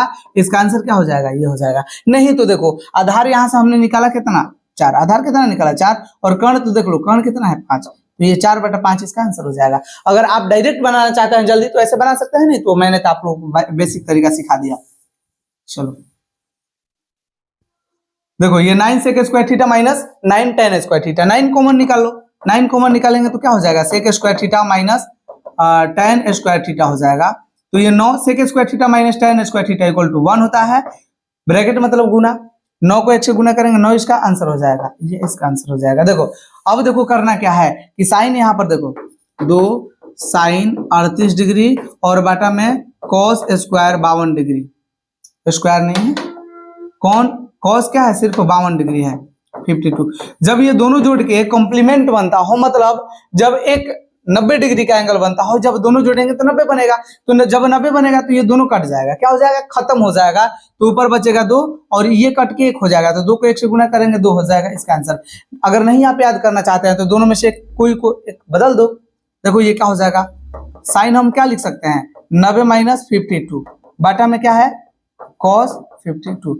देखो साइन 90 में से जब 52 कम करेंगे तो 38 आ जाएगा, तो साइन 38 तो हमने लिखा, ये 2 हो जाएगा। देखो साइन 90 माइनस थीटा, तो साइन ये 90 है तो चेंज होगा, साइन किस में चेंज होता है, कॉस में, और ये कॉस क्या हो जाएगा 52 बाटा में कॉस 52। अब ये कट जाएगा। तो वही तो मैं बता रहा हूं कि जब ये दोनों जोड़ने के बाद एक कॉम्प्लीमेंट बनता हो, तो अगर ये भागा के रूप में है, मतलब ऊपर नीचे है, तो उसका मान 1 हो जाएगा, घटाव के रूप में है तो 0, जोड़ के रूप में है तो 2। चलो इसको हटा दो। तो देखिए दोस्त 47 नंबर क्वेश्चन कह रहा है tan थीटा इक्वल टू √3 हो, तो थीटा का मान क्या होगा। तो आप लोग को पता होगा कि tan थीटा √3 किसका मान होता है, tan 60 डिग्री का। तो थीटा का मान बताइए कितना हो जाएगा 60 डिग्री। किस वृत्त पर बाह्य बिंदु से खींची गई स्पर्श रेखाओं की संख्या। तो देखिए एक वृत्त हो गया और यहाँ पर बाह्य बिंदु, तो इस पर हम स्पर्श रेखा कितना खींच सकते हैं, 2 खींच सकते हैं। देखिए 49 नंबर क्वेश्चन है, इसमें बहुत सारे स्टूडेंट को दिक्कत आया होगा। ये कह रहा है वृत्त सी जो 0 और r इसका क्या है निर्देशांक, इसको कोऑर्डिनेट है कि अंतः भाग में एक बिंदु P है, तो निम्न में से कौन सत्य है। तो देखो एक हम लोग वृत्त बनाएंगे और वृत्त में देखो क्या करेंगे, यहाँ पर हम O बनाएंगे सेंटर, और इसका जो कोऑर्डिनेट है 0 और r है। इसमें कह रहा है कि एक बिंदु P है कहीं पर, तो अब इसमें आप लोग को बताना है कौन सही है। तो देखिए सब में OP लिखा है, तो O और P के बीच में हम लोग देखेंगे रिलेशन, OP और R के रिलेशन देखेंगे। तो आप लोग को पता है कि त्रिज्या क्या होता है, सेंटर से लेकर वृत्त के कोई एक बिंदु तक की दूरी को हम लोग त्रिज्या कहते हैं। तो जो O से लेकर के इस बिंदु तक जो दूरी होगा उसको हम लोग R बोलेंगे। तो बताओ O से यहाँ तक ज्यादा होगा कि P ज्यादा होगा, बताओ। P तो ज्यादा नहीं होगा, P क्या होगा, कम होगा, मतलब जो OP होगा कम होगा किससे, R से, मतलब R जो होगा ज्यादा होगा OP से। तो ऐसा देखिए ऑप्शन नंबर बी में हमको देखने को मिल रहा है, आंसर हो जाएगा। 50 नंबर का रहा है, नीचे आकृति में O वृत्त का केंद्र है, O वृत्त का क्या है, केंद्र है, तथा बाह्य बिंदु P से एक वृत्त के M तथा N बिंदुओं पर PM और PN दो, देखो PM और PN दो तुल्य स्पर्श रेखाएं खींची गई है। यदि एंगल PON 60 डिग्री है, PON 60 डिग्री है, तो PON 60 डिग्री है, PON 60 डिग्री है, तो एंगल OPM, देखो OPM कौन है, ये वाला एंगल OPM हमको फाइंड करना है, OPM फाइंड करना है, ये वाला एंगल। तो देखिए ये हमको पता है कि ये दोनों क्या है, बराबर है। तो जब बराबर है तो इसके सामने वाला जो एंगल होगा बराबर होगा। तो जब ये 60 दिया है तो इसके सामने वाला भी क्या हो जाएगा 60 डिग्री, क्योंकि हम जानते हैं कि जहां पर स्पर्श रेखा वृत्त पर स्पर्श करता है तो त्रिज्या और स्पर्श रेखा क्या होता है, एक दूसरे के ऊपर परपेंडिकुलर होता है, लंबवत होता है, मतलब यहाँ पर 90 डिग्री का एंगल बनेगा। तो जब ये 90 डिग्री हो गया और ये 60 डिग्री है, क्योंकि हम जानते हैं कि एक त्रिभुज में टोटल कोण का योग 180 डिग्री होता है, तो ये एक त्रिभुज है, तो ये 90 हो गया 60 हो गया, तो एक एंगल दे दिया है 90, एक एंगल दे दिया है 60, तो 9 6 कितना हो जाएगा 15, 150 डिग्री। 30 और अगर इसमें रहता तो ये 180 डिग्री हो जाता, मतलब त्रिभुज के तीनों कोण का योग हो जाता। तो यही एंगल P जो होगा 30 डिग्री होगा, 30, 60 और 90। तो इसका आंसर क्या हो जाएगा 30 हो जाएगा। इसमें देखिए बी नंबर ऑप्शन सही हो जाएगा। चलो दोस्तों अब आगे बढ़ेंगे। कह रहा है 44 मीटर परिधि वाले वृत्त की त्रिज्या होगी, तो देखो ये 2 गुना 22 बटा कितना हो जाएगा 7, सॉरी यहाँ पर पहले फॉर्मूला लिखेंगे 2 पाई r इक्वल टू क्या हो जाएगा 44 मीटर है, तो 44 लिखिए। 2 पाई r इक्वल टू क्या हो जाएगा 44, ये 2 गुना पाई का मान कितना हो जाएगा 22 बटा में 7 गुना r इक्वल टू 44। ये तो समझ में आ गया। अब देखो r इक्वल टू क्या हो जाएगा 44। सबको पता है 7 नीचे है तो ऊपर चला जाएगा, मतलब डिवाइड में है तो गुना में चला जाएगा, और 2 और 22 दोनों गुना में है तो ये नीचे आ जाएगा 2 गुना 22, 22 दूना 44। देखो 22 से ये कटा देंगे, 22 दूना 44, 2 बार में 2 से 2 ये कट गया, क्या बचा 7, मतलब r का जो वैल्यू आया 7 आया, 7 मीटर इसका आंसर हो जाएगा। अब देखो आगे बढ़ेंगे और क्वेश्चन नंबर 52 को देखेंगे। 52 में कह रहा है कि दो वृत्त के क्षेत्रफल का अनुपात 4:1 है तो उनके त्रिज्याओं का अनुपात, जब क्षेत्रफल दिया है तो त्रिज्या का अनुपात इसका स्क्वायर रूट हो जाता है, तो 4 का स्क्वायर रूट कितना होता है 2, और 1 का स्क्वायर रूट कितना हो जाता है 1, मतलब इसका जो त्रिज्या का अनुपात होगा 2:1 हो जाएगा। ठीक है। अब देखो 53 नंबर क्वेश्चन बहुत आसान है। 53 नंबर में क्या कर रहा है, यदि एक वर्ग का विकर्ण 16√2 है तो वर्ग की भुजा की लंबाई बताइए। तो देखिए वर्ग की जो भुजा होगी, वर्ग की भुजा वो हो जाता है विकर्ण, क्या हो जाता है दोस्त, विकर्ण बटा में √2। विकर्ण बताओ कितना है 16√2 और बटा में √2, ये आप लोग फॉर्मूला याद कर लीजिएगा कि विकर्ण बटा में √2 होता है, तो इसका आंसर हो जाएगा 2।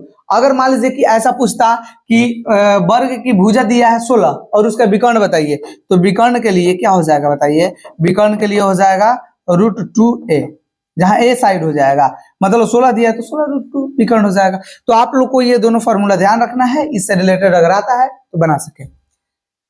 आगे क्वेश्चन देखिए, निम्नलिखित में इसका क्या हो जाएगा 16 आंसर हो जाएगा। निम्न में से कौन वृत्त के क्षेत्रफल का सूत्र है, तो बहुत आसान है, क्या हो जाता है वृत्त का क्षेत्रफल πr²। बहुत बढ़िया है, क्वेश्चन बहुत आसान है।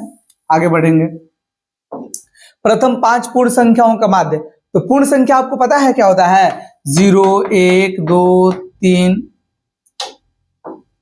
4। देखिए प्रथम 5 पूर्ण संख्या कह रहा है, पूर्ण संख्या हम उसको कहते हैं जब प्रकृत संख्या में 0 को मिला देते हैं, और 5 कह रहा है तो 5 लिखेंगे, तो 1 2 3 4 5, 5 हो गया। अब कह रहा है ना कि माध्य ज्ञात कीजिए, तो माध्य इक्वल टू क्या हो जाता है कुल प्रेक्षणों का योग बटा कुल प्रेक्षणों की संख्या। तो देखो ये 0 + 1 + 2 + 3 + 4 सब जोड़ देंगे और 5 से डिवाइड कर देंगे, क्योंकि 1 2 3 4 5 5 को प्रेक्षण है, 5 से डिवाइड, 1 2 3 3 6 4 10, 10 बटा 5 करो, इसका आंसर क्या हो जाएगा 2, तो इसका 2 आंसर हो जाएगा। देखो ये कह रहा है प्रथम 3 लगातार प्रकृत संख्याओं का माध्य, प्रथम 3 प्रकृत संख्याओं का माध्य, तो 3 को पहले प्रकृत संख्या लिखेंगे 1 2 3, प्रकृत संख्या हम उसको कहते हैं जो गिनती के लिए प्रयोग हो, तो 1 2 3 प्रकृत संख्या हो जाएगा। कौन कह रहा है 3 को लगातार कह रहा है, तो इसको जोड़ लो 1 + 2 + 3 बटा में 1 2 3, 3 गया है तो 3, कुल प्रेक्षणों का योग बटा कुल प्रेक्षणों की संख्या। देखो 1 2 3 और 3, 6 बटा में 3 हो जाएगा, कटाएंगे तो 3 दूना 6, 2 बार में कटेगा, इसका भी आंसर क्या हो जाएगा 2 हो जाएगा। देखो अब देखो दोस्त आगे बढ़ेंगे, कह रहा है निम्नलिखित में कौन 57 नंबर किसी घटना की प्रायिकता नहीं होती है। तो देखो प्रोबेबिलिटी ऑफ एक्सपेरिमेंट जो होता है, मतलब जो प्रायिकता होता है ये 0 से ज्यादा होता है, लेकिन ये 1 से कम भी होता है, 0 से ज्यादा और 1 से कम। तो देखो ये 0 तो हो ही जाएगा, 1 हो ही जाएगा, 0.2 ये भी हो जाएगा, लेकिन माइनस में नहीं होगा, मतलब यही इसका क्या हो जाएगा, ये डी इसका क्या हो जाएगा आंसर हो जाएगा। समझ गए क्या?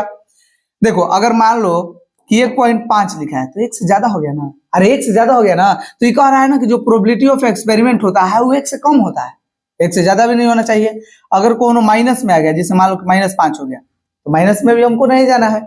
अगर माइनस मान लो 0.5 लिखा है तो भी ये नहीं होगा, क्योंकि माइनस में आ गया, 0 से भी छोटा हो गया, 0 से बड़ा चाहिए और 1 से छोटा चाहिए। समझ गए? तो अगर ऐसा रहेगा तो आप लोग समझ जाएंगे प्रोबेबिलिटी ऑफ एक्सपेरिमेंट क्या हो जाएगा, बोलिए निगेटिव नहीं होता है।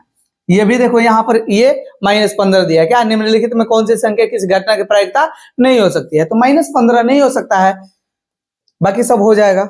देखो एक पासा को फेंकने पर 3 पाने की प्रायिकता, एक पासा फेंकने पर 3 पाने की प्रायिकता, तो चलो एक पासा को हम लोग फेंकेंगे तो उसमें 1 2 3 4 5 6 इतना ही ना आएगा, डाइस को एक फेंकेंगे तो बताइए टोटल कुल घटना कितना है 6, और ये कह रहा है 3 पाने की प्रायिकता, तो 3 कितना बार आ सकता है, एक बार, तो घटित हुई घटना 1, कुल घटना 6, 1/6 इसका आंसर हो जाएगा।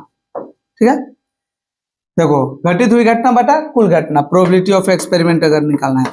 ठीक है, अब देखो ये कह रहा है ना कि एक पासा फेंकने पर एक अभाज्य संख्या प्राप्त होने, तो एक पासा फेंकेंगे 6 तक आएगा। अब कह रहा है कि अभाज्य संख्या प्राप्त हो, तो अभाज्य संख्या हम उसको कहते हैं जो 2 से कटे सॉरी एक से कटे और अपने आप से कटे, तो एक से कौन कौन कटने वाला है और अपने आप से, तो ऐसा 2 है, 3 है और 5 है। अभाज्य संख्या कौन है, 2 3 5, जिसको हम लोग प्राइम नंबर बोलते हैं। तो घटित हुई घटना कौन हो गया, 1 2 3 गो। कुल घटना कितना, 1 2 3 4 5 6, कुल घटना 6, कटाएंगे तो 1/2, 1/2 इसका आंसर हो जाएगा। अगर ये आपको अभाज्य संख्या, भाज्य संख्या, प्राइम नंबर ये सब नहीं आ रहा है ना, तो आप जाकर मेरा पहला क्रैश कोर्स का जो वीडियो है पहला चैप्टर से रिलेटेड देख लो, आपको पूरा पूरा एकदम गारंटी के साथ मैं बोल रहा हूं कि आपको अच्छे तरह से समझ में आ जाएगा। देखो दोस्त 61 नंबर क्वेश्चन, अब देखो 61 नंबर क्वेश्चन कह रहा है कि क्या है, cos 60 degree, cos 60 degree plus 1 और cos 60 degree minus 1, cos 60 degree plus 1 और cos 60 डिग्री माइनस 1। तो cos 60 डिग्री का मान क्या होता है, cos 60 डिग्री का मान होता है 1/2 और फिर क्या है प्लस 1 बाटा में 1/2 माइनस 1। इसको हल करेंगे तो देखो 1/2 और 1 जोड़ेंगे तो इसके नीचे कुछ ना 1, 1 2 कैल्सियम निकालेंगे 2, 2 1 2 तो 1 हो जाएगा, प्लस 1 2 2 तो ये 2। आप बाटा पे जोड़ बना लीजिएगा, समझ में आ गया। देखो ये 2 को 1 से गुणा करेंगे माइनस 1/2 हो जाएगा। ये देखो इसके नीचे कुछ ना है तो 1, ऐसे ही बाटा पे जोड़ आपको तो आता होगा। ये 2 से 2 कट जाएगा, ऊपर क्या हो गया 2 1 3, नीचे क्या होगा -1। चूंकि -1 नीचे हम लोग नहीं लिखेंगे, माइनस चला जाएगा ऊपर और 1 हम नीचे तो लिखते नहीं है, मतलब -3 इसका क्या हो जाएगा answer, option number B. tan 60 degree का मान कर रहा है, क्या कर रहा है, tan 60 डिग्री का क्या हो जाता है, √3 हो जाता है। tan 60 डिग्री का मान कितना होता है, √3, आपको आता होगा। अब देखो 18 डिग्री 72 डिग्री है, sin 18 72। अब देखो 18 और 72 जोड़ने पर 90 आ रहा है, कॉम्प्लीमेंट्री बन रहा है, तो जब ऐसा आएगा तो इसको हम लोग कटा देंगे, इसका आंसर क्या हो जाएगा 1 हो जाएगा, समझ में आया। अब देखो जो कैसे हो जाता है, sin 18 है बटा में cos 72 है, एक किसी को चेंज कर दो, जैसे sin है ये हम लोग 90 माइनस 72 लिख सकते हैं क्या, 90 में से 72 कम करेंगे 18 डिग्री हो जाएगा, बाटा में क्या है cos 72, sin 90 माइनस थीटा, तो 90 माइनस थीटा है 90 डिग्री माइनस 72 डिग्री। तो जब ये sin 90 माइनस थीटा हो जाएगा तो ये 90 का मतलब चेंज होता है किस में, तो साइन चेंज हो जाता है cos में, तो cos यहाँ पर लिखा जाएगा 72 बटा में cos 72, और दोस्त ये कट जाता है, इसका मान हो जाएगा 1। नहीं तो 18 72 जोड़िएगा 90, जब 90 आएगा, अगर ऐसे है ऊपर नीचे मतलब डिवाइड के रूप में है तो इसका मान 1 हो जाएगा, अगर गुना के रूप में है तो उसका भी मान 1, उसका मान भी क्या हो जाएगा, उसका मान कुछ अलग हो जाता है, लेकिन जब माइनस में रहता है तो उसका मान 0 हो जाता है। चलो आगे बढ़ेंगे। tan a बराबर है, तो tan a बराबर क्या हो जाएगा, cot 90 माइनस a, ये इसका आंसर हो जाएगा। ये 77 का यहाँ पर कोई काम नहीं है। देखो यदि sin a इक्वल टू 3/4 है तो cos a बराबर कितना होगा, देखो sin a बराबर कितना है 3/4, तो ये हो जाता है लंब और ये हो जाता है कर्ण। आधार निकालना है, रूट अंदर क्या हो जाएगा, कर्ण के स्क्वायर मतलब 4 का स्क्वायर माइनस लंब का स्क्वायर 3 का स्क्वायर, पता है ना पाइथागोरस प्रमेय। आधार निकालना है तो रूट अंदर कर्ण स्क्वायर माइनस लंब स्क्वायर, 4 का स्क्वायर 16 माइनस 3 का स्क्वायर 9, 16 में से 9 घटेगा कितना हो जाएगा 7, मतलब आधार का मान आ गया 7। अब हमको ज्ञात करना है cos थीटा, और cos थीटा इक्वल टू क्या होता है, cos थीटा इक्वल टू आधार बटा में कर्ण होता है। आधार कितना है, रूट अंदर 7 बटा में कर्ण बताइए कितना है 4, तो रूट अंदर 7 बटा में 4 इसका आंसर हो जाएगा। ठीक है, अब देखो इसको हम इरेज करेंगे, 66 नंबर क्वेश्चन को देखेंगे। निम्नलिखित में किसका मान 0 के बराबर है, तो बताओ किसका मान 0 के बराबर होता है, sin 90 डिग्री का मान 1, cos 90 डिग्री का मान 0 हो जाता है, आंसर हो गया। अब देखो पीटी दिए गए चित्र में O केंद्र वाले वृत्त की एक स्पर्श रेखा है, यदि OT इक्वल टू 3 तो OP इक्वल टू 5, देखो OT equal to 3 OP equal to 5, तो ये कह रहा है ना कि PT बताइए, तो PT कितना हो जाएगा 4 पाइथागोरस प्रमेय से इसको हल करेंगे। ये PT का जब मान निकालेंगे तो 5 का स्क्वायर माइनस 3 का स्क्वायर रूट कर देंगे, तो 5 का स्क्वायर 25 में से 9 घटाएंगे 16 और 16 का स्क्वायर रूट 4, नहीं तो 3 4 5 आप ट्रिपलेट याद कर लीजिए, 3 4 5 क्या होता है ट्रिपलेट, और जब एक समकोण त्रिभुज में रहेगा तो आप लोग आसानी से इसको फाइंड कर लीजिएगा, इसका आंसर क्या हो जाएगा 4 सेंटीमीटर। देखो 68, यदि समांतर चतुर्भुज की सभी भुजाएं एक वृत्त को स्पर्श करती है तो वह क्या हो जाएगा, एक समचतुर्भुज।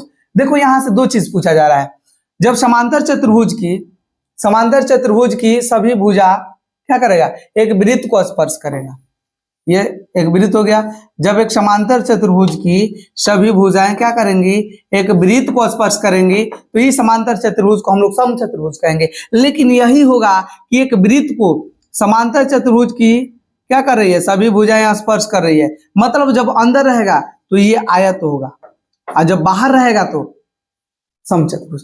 देखो कैसे क्वेश्चन पूछेगा कि एक क्या कर रहा है ना, कि एक समांतर चतुर्भुज वृत्त को छू रहा है तो समचतुर्भुज। यही होगा कि एक वृत्त समांतर चतुर्भुज को छू रहा है तो उस समय आयत। समझ गए? थोड़ा सा इसमें डिफिकल्ट क्वेश्चन, डिफिकल्ट नहीं मतलब डिफरेंस क्वेश्चन है। देखो 69 नंबर क्वेश्चन कह रहा है किसी वृत्त के बाह्य बिंदु P से वृत्त पर दो स्पर्श रेखाएं PA तथा PB खींची गई है। यदि PA इक्वल टू 6 सेंटीमीटर तो PB इक्वल टू बताइए। चूंकि स्पर्श रेखा की लंबाई बराबर होती है तो ये भी क्या हो जाएगा, 6 सेंटीमीटर ही होगा। अब देखो 70 नंबर क्वेश्चन। 70 में कह रहा है कि दो वृत्त की त्रिज्याओं का अनुपात 3:4 है तो उनके क्षेत्रफल का अनुपात होगा। तो देखिए जब त्रिज्या का अनुपात दिया है 3:4 तो क्षेत्रफल का अनुपात त्रिज्याओं का स्क्वायर कर दो। 3 का स्क्वायर 9 और 4 का स्क्वायर 16, मार दो सी नंबर आंसर। ज्यादा टाइम नहीं, जीके जैसा इसको मारना है। देखो यदि एक वृत्त के परिमाप और क्षेत्रफल संख्यात्मक रूप से बराबर हो तो वृत्त का बताओ कि परिमाप क्या होता है, 2πr। अरे परिमाप या परिधि 2πr, और इसका क्षेत्रफल देखो, क्षेत्रफल क्या होता है πr²। तो जब बराबर है तो देखो पाई से पाई क्या हो जाएगा, पहले तो कट जाएगा क्योंकि पाई का मान तो 22/7 होता है, कट जाएगा। अब इधर बचा 2r और इधर क्या बचा r² का मतलब क्या कि इसमें 2 r है तो एक r कट जाएगा r से, तो ये 2 बच गया इधर, और ये 2 r था तो 1 r बच गया, मतलब r का मान जो हो जाएगा 2 मात्रक। समझ गए क्या, r का मान 2 मात्रक। इसको इरेज करो, आगे बढ़ो। दो वृत्त के क्षेत्रफल का अनुपात x² है तो उनके त्रिज्याओं का अनुपात निम्नलिखित में से अनुपात में होगा, मान किस अनुपात में होगा। तो देखो क्षेत्रफल दिया है, इसका स्क्वायर रूट निकाल देंगे तो त्रिज्या का अनुपात हो जाएगा। तो इसका स्क्वायर रूट देखो x का स्क्वायर है तो इसका स्क्वायर रूट निकालेंगे x, और y का स्क्वायर है तो ये y हो जाएगा, मतलब डी नंबर इसका राइट आंसर हो जाएगा। देखो दोस्त 73 नंबर, यदि किसी वृत्त की त्रिज्याएं k गुनी कर दी जाए तो पुराने एवं नए क्षेत्रफल का अनुपात निम्नलिखित में से कौन होगा। देखो पहले मान लो कि 1 था और इसको k गुना बढ़ा देंगे तो ये क्या हो जाएगा, k हो जाएगा। अरे 1 में k से गुना करोगे तो k नहीं होगा, हो गया। अब कह रहा है ना कि क्षेत्रफल का अनुपात बताइए, तो क्षेत्रफल करने के लिए त्रिज्या का स्क्वायर 1 का स्क्वायर 1 और k का स्क्वायर k², तो ये रेशियो हो जाएगा 1/k², मतलब 1:k²। ऐसा देखो ऑप्शन नंबर सी आंसर है। चलिए 74 नंबर क्वेश्चन को देखेंगे। एक बेलन का व्यास 28 सेंटीमीटर और उसकी ऊंचाई 20 सेंटीमीटर है, बेलन का कुल पृष्ठीय क्षेत्रफल। तो देखिए यहाँ पर सबसे पहले व्यास दिया है, मतलब d का मान कितना है 28, तो r का मान कितना हो जाएगा, इसका आधा 14। अरे d जो होता है वो त्रिज्या से 2 गुना होता है, तो त्रिज्या निकालना है तो उसको आधा कर देंगे। उसके बाद ऊंचाई दिया है इसमें कितना 20 सेंटीमीटर, मतलब एज का मान दिया है 20 सेंटीमीटर, और कह रहा है ना कि बेलन का कुल पृष्ठीय क्षेत्रफल ज्ञात कीजिए। बेलन का कुल पृष्ठीय क्षेत्रफल क्या होता है 2πr × h + r, ठीक है। तो ये हो जाएगा 2 गुना पाई का मान 22/7 गुना r का मान बताइए कितना है 14 इंटू h का मान h है 20 और प्लस r का मान बताइए कितना है, r का मान 14 है। बस इसको हल कर लेना है, आ जाएगा आंसर। 7 से कटाइए 7 दूनी 14, 2 बार में 2 दूनी के 4, 4 को 22 से गुना करेंगे 22 चौके 88, 20 में 14 जोड़ेंगे कितना हो जाएगा 34। 34 को 88 से गुना करना है, तो 34 को 88 से गुना करेंगे तो 4 8 32, लास्ट में 2 आना चाहिए, तो इसमें तो 2 आ जा रहा है, 2 को 2 आ रहा है, इसको गुणा करो ना, 34 को 88 से गुणा करो, 8 चौका 32, 2 3, 8 3 का 24 और 3 27, फिर हम ऐसे गुणा करेंगे तो 2 7 2 आ जाएगा। आप लोग गुणा कर लीजिएगा, ये हो जाएगा 2 7 2 9 7 2 9 और ये 2 29 92, इसका क्या हो जाएगा 29 92, ये हो जाएगा बी नंबर इसका आंसर हो जाएगा। देखो अगला क्वेश्चन, समान ऊंचाई वाले दो समबेलनों, इसको हटा दो, समान ऊंचाई वाले दो समबेलनों के आयतन का अनुपात 9:16 है, तो उनके वक्र पृष्ठ क्षेत्रफलों का अनुपात क्या होगा। तो देखो समान ऊंचाई वाले दो समबेलन, दो बेलन क्या है, उसका जो ऊंचाई है बराबर बराबर है, तो बताओ कि आयतन क्या होता है बेलन का, πr² h और ये πr² h।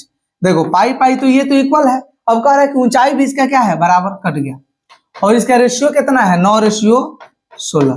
तो त्रिज्या बता दो कितना हो जाएगा। स्क्वायर है इधर जाएगा तो रूट हो जाएगा मतलब 3, और ये भी स्क्वायर है इधर जाएगा तो 4। 3/4 इसका क्या हो गया R1 R2, मतलब इसका त्रिज्याओं का अनुपात 3:4 है। अब कह रहा है कि वक्र पृष्ठ के क्षेत्रफल का अनुपात बताइए। तो 3 का स्क्वायर क्या होता है 16, और 4 का स्क्वायर कितना 16। 3 का स्क्वायर कितना होता है 9, और 4 का स्क्वायर 16। अरे हमको पता है कि जब त्रिज्या दिया है क्षेत्रफल निकालना है तो स्क्वायर कर दो। 3 का स्क्वायर 9, 4 का स्क्वायर 16, ये इसका आंसर हो जाएगा। चलो हटा दो। संचयी बरमवार्ता वक्र कहलाता है। देखो संचयी बरमवार्ता वक्र त्वरण को हम लोग कहते हैं। जैसे ऐसे नहीं ऐसे ऐसे लाइन खींचा जाता है तो इसको हम लोग त्वरण कहते हैं। क्या कहते हैं दोस्त, त्वरण कहते हैं। वर्ग अंतराल 10 से 20 का वर्ग चिन्ह होगा। तो वर्ग चिन्ह ज्ञात करने के लिए ऊपरी वर्ग सीमा प्लस निम्न वर्ग सीमा बाटा में 2। तो ऊपरी वर्ग सीमा 20 प्लस निम्न वर्ग सीमा 10।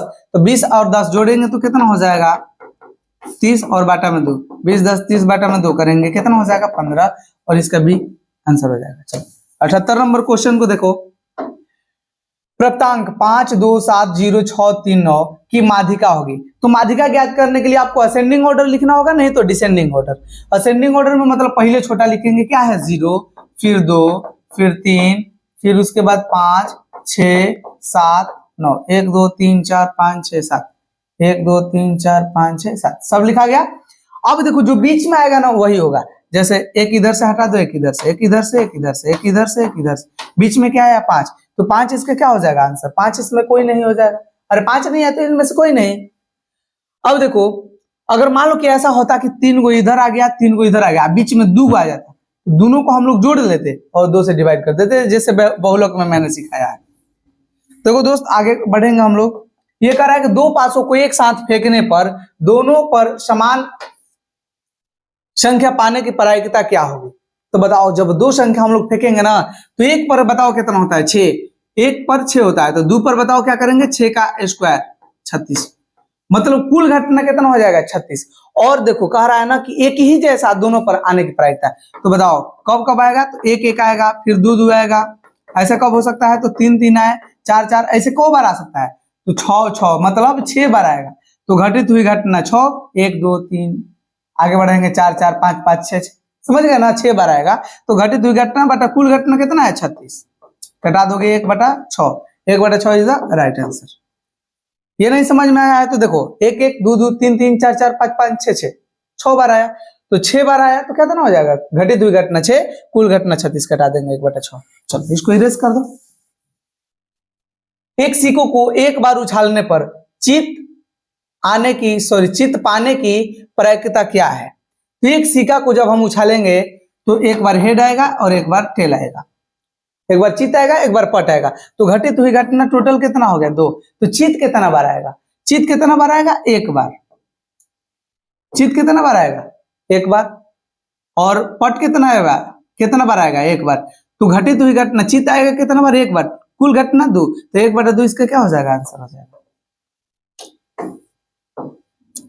और देखो 9 सेक स्क्वायर है माइनस 9 tan स्क्वायर है बराबर होगा, तो 9 हम इसमें से कॉमन निकालेंगे और सेक स्क्वायर है माइनस tan स्क्वायर है बराबर कितना होता है, सेक स्क्वायर है और माइनस tan स्क्वायर है बराबर 1 होता है, तो हम 1 रखेंगे, 9 को 1 से गुना करेंगे 9, इसका आंसर हो जाएगा। ये आपकी किताब से डायरेक्ट क्वेश्चन है। और देखो ये कह रहा है 2 tan 30 डिग्री, तो ये देखो 2 गुना tan 30 डिग्री का मान आपको पता है कितना होता है 1/√3 बटा में 1 प्लस tan स्क्वायर 30 डिग्री। तो tan स्क्वायर 30 डिग्री और tan 30 डिग्री का मान होता है 1/√3, और ये स्क्वायर है तो हम इसका स्क्वायर करेंगे। देखो 2 को 1 से गुना कर दो 2 बाटा में क्या हो जाएगा √3। देखो 2 को 1 से गुना किए 2 बाटा में √3 है तो √3, 1 प्लस 1 का स्क्वायर 1 अब बाटा √3 का स्क्वायर करेंगे तो 3 हो जाएगा, समझ गए। अब देखो 2 बाटा में कितना है 2 बाटा में √3 बाटा में 3 को 1 से गुना करेंगे 3 और 1 कितना हो जाएगा 4 बाटा में 3। देखो इसके नीचे कुछ ना है 1 3 कैल्शियम 3 3 का 3 और 1 कितना हो जाएगा 4 हो जाएगा, समझ गए। पहला गुना चौथा, दूसरा गुना तीसरा, 2 को 3 से और इसको इससे 2 को 3 से गुना करेंगे तो कितना हो जाएगा 6 अब बाटा में 4√3, 2 3 है 6 2 दूनी का 4, √3 से कितना बार में कटेगा √3 बार में। अब ये आप लोग को समझ में नहीं आया, समझाना है सबसे बड़ा बात। देखो देखो दोस्त, इसको जब हम कटाएंगे तो ये 4 है तो 2 से कट जाएगा 3 बार में, ये 2 से 2 बार में कट जाएगा। अब जो 3 है, हम इसको 3 को क्या लिख सकते हैं, √3 गुना √3, बाटा में क्या है 2√3, √3 को 3 से गुना करेंगे तो कितना हो जाएगा 3 आ जाएगा। ये √3 कट गया, कितना आया √3/2। √3/2 किसका मान होता है, साइन 60 डिग्री का मान। क्या होता है, साइन 60 डिग्री का मान। चलो इसको हटा दें। अभी कह रहा है किसका मान सबसे छोटा होगा। अब देखो सबका मान अब आपको याद करना पड़ेगा। अब देखो साइन 30 डिग्री का मान कितना होता है, साइन 30 डिग्री का मान होता है √3/2। कॉस 45 डिग्री का मान 1/√2। कॉस 60 डिग्री का मान कितना होता है, तो 1/2 होता है। ये कॉस 90 डिग्री का मान कितना होता है, तो 0 होता है। तो सबसे बताओ कम कौन है, तो सबसे कम कौन है, 0 है। डी इसका आंसर हो जाएगा। अब देखो ये कह रहा है कि कॉस कितना है, π/3 का मान होगा। तो पाई का मान जो होता है वो 180 होता है। क्या होता है, 180। तो पाई की जगह पर 180, अब आटा में 3 है, 3 से कटा दो, 3 से 18। अब बताओ cos 60 डिग्री का मान कितना होता है, तो cos 60 डिग्री का मान होता है 1/2। cos 60 डिग्री का मान 1/2। अरे चार्ट याद कर लो पूरा, जो वैल्यू ट्रिक वाला वैल्यू वाला है। 1 + cot² थीटा इक्वल टू क्या होता है, 1 + cot² theta equal to cosec² theta होता है। डायरेक्ट फॉर्मूला है, तो अब उसमें क्या बताना है। दी गई आकृति में एंगल OPA, देखो OPA 35 डिग्री है, तो एंगल AOP बताना है। यहाँ पर 90 बनता है, ये 35 आ गया, देखो ये 35 आ गया, तो ये बताना है कितना होगा। तो ये 90 हो गया और ये 35 हो गया, तो 9 3 12 कितना हो जाएगा, 125 डिग्री। टोटल जोड़ के कितना होना चाहिए, 180 होना चाहिए ना। तो 180 में से 125 कम कर दो, ये 10 में से 5 जाएगा 5, ये हो गया 7 में से 2 जाएगा 5, और ये कट गया, कितना हो गया 55 degree. 55 degree is the right answer. ठीक है। अब देखो कह रहा है कि किसी वृत्त के बाह्य बिंदु P से 2 स्पर्श रेखाएं PA तथा PB खींची गई है। यदि PA = 8 हो तो PB की लंबाई कितना होगा, तो PB की लंबाई भी 8 ही होगा, चूंकि स्पर्श रेखा की लंबाई क्या होती है, बराबर होती है। चलो ये क्या हो जाएगा 8, डी आंसर। यदि एक अर्धवृत्त की परिमाप 36 सेंटीमीटर हो तो त्रिज्या बताइए। अर्धवृत्त, देखो अर्धवृत्त कैसे होता है, अर्धवृत्त पहले बनाओ, तो ये हो गया। अब ये अर्धवृत्त इसमें बनाएंगे, तो अर्धवृत्त का जो परिधि होता है, तो पहले यहां से यहां तक तो क्या हो जाएगा πr, πr होगा ना। ये बताओ यहां से यहां तक क्या होता है, d होता है, और d = क्या होता है 2r, तो इसमें हम 2r जोड़ देंगे। तो अर्धवृत्त का जो परिधि या परिमाप होता है तो πr + 2r होता है। तो इसमें हमें दिया है कि πr + 2r = कितना है 36। तो हमें क्या ज्ञात करना है, तो इसकी त्रिज्या, दोनों में r r है तो r कॉमन निकालो। पाई का मान कितना होता है 22/7 + 2 = 36। इसको जब हम हल करेंगे तो इसके नीचे कुछ ना है तो 1 है, बताओ क्या हो जाएगा। 7 और 1 कैल्शियम 7, 7 × 7 22 प्लस 1 7 7, 7 दूनी कितना हो जाएगा 14 = 36। r = ये हो जाएगा 36। देखो ये 4 2 6 और 2 1 3, 36। 36 ऊपर है तो कहाँ आ जाएगा नीचे, और 7 नीचे है तो कहाँ चल जाएगा ऊपर, ये कट गया। मतलब r का मान कितना आ गया 7। r का मान दोस्त कितना हो जाएगा 7 सेंटीमीटर हो जाएगा। ये आप समझ जाइएगा πr + 2r। उसके बाद आप लोग इसको हल कर सकते हैं। चलो अब देखो इसको हटा दो, अब लास्टिंग चल रहा है। एक तार 28 सेंटीमीटर त्रिज्या वाले एक वृत्त के रूप में मोड़ दिया जाता है, तब वर्ग की भुजा होगी। एक तार 28 सेंटीमीटर त्रिज्या वाले वृत्त के रूप में मोड़ दिया जाता है, तब वर्ग की भुजा होगी। ये क्वेश्चन पूरा हमको नहीं लग रहा है, इसको छोड़ दीजिए। क्वेश्चन कुछ अलग टाइप का है। देखो एक वृत्त का व्यास 14 सेंटीमीटर है, इसकी परिधि निम्न में से कौन सी हो सकती है। तो वृत्त का व्यास देखो कितना दिया है, डी का मान दिया है 14, आर का मान कितना हो जाएगा 7। अब कह रहा है कि इसकी परिधि निम्न में से कौन हो सकती है, तो परिधि बताओ क्या हो जाता है 2πr। वृत्त की परिधि है होता है 2πr, तो ये हो जाएगा 2 × पाई का मान 22/7 गुना आर का मान है 7, 7 7 कट जाएगा, 22 दूना कितना हो जाएगा 44। तो 44 इसका आंसर हो जाएगा। सॉरी ये नहीं, इसका 44 क्या हो जाएगा आंसर हो जाएगा। इसका तो हमें क्वेश्चन पूरा नहीं लग रहा है। 91 का क्वेश्चन आगे देखेंगे, 91 नंबर। एक बेलन के आधार का व्यास 4 सेंटीमीटर है, इसकी ऊंचाई 14 सेंटीमीटर है, बेलन का आयतन बताइए। तो बताइए आधार का जो व्यास है कितना है 14। तो व्यास मतलब डी दिया है 4, 14 नहीं 4 सेंटीमीटर दिया है, तो आर कितना हो जाएगा 4/2 मतलब 2 सेंटीमीटर। अरे त्रिज्या आधा होता है व्यास का, तो आर का मान कितना हो गया 2। ऊंचाई दिया है 14, ऊंचाई मतलब h इक्वल टू 14 सेंटीमीटर दिया है। बेलन का आयतन बताना है, बताओ बेलन का आयतन क्या होता है पाई आर स्क्वायर एच। फॉर्मूला तो आपको याद करना पड़ेगा, और मैंने ट्रिक भी बताया था कि आप लोग फिगर को देख करके डायरेक्ट कैसे अगर एग्जाम हॉल में भूल जाते हैं तो कैसे बनाएंगे। पाई का मान 22/7 हुआ, आर का मान देखो आर का मान 2 है, और स्क्वायर करना है ना तो हम लोग 2 बार इसको कर देंगे, क्योंकि स्क्वायर का मतलब उसी को 2 बार गुणा करना होता है। एच का मान देखो 14 है तो 14 लिखेंगे, 7 से कटेगा 7 दूना 14, इसको हल कर लो। 2 दूने 4, 4 दूने 8, 8 को 22 से गुना करना है, 22 को 8 से गुना कर देना है, तो 8 दूने 16, 6 176 क्या हो जाएगा 176, 22/8 76 से 176, इसका आंसर हो जाएगा सेंटीमीटर क्यूब। आयतन है तो क्यूब होगा, समझ गए ना। करना क्या है, सिर्फ गुणा करना था, इसमें हटा दो। ये कह रहा है 92 नंबर क्वेश्चन कि एक 14 सेंटीमीटर लंबे वृत्ताकार सम्मेलन का आयतन 11 सेंटीमीटर के किनारे पर बनाए गए घन के आयतन के बराबर है, तो बेलन का व्यास है। क्वेश्चन कह रहा है कि एक 14 सेंटीमीटर लंबे वृत्ताकार सम्मेलन का आयतन 11 सेंटीमीटर के किनारों पर बनाए गए हैं। यह भी क्वेश्चन में थोड़ा सा डिफॉल्ट लग रहा है मुझे।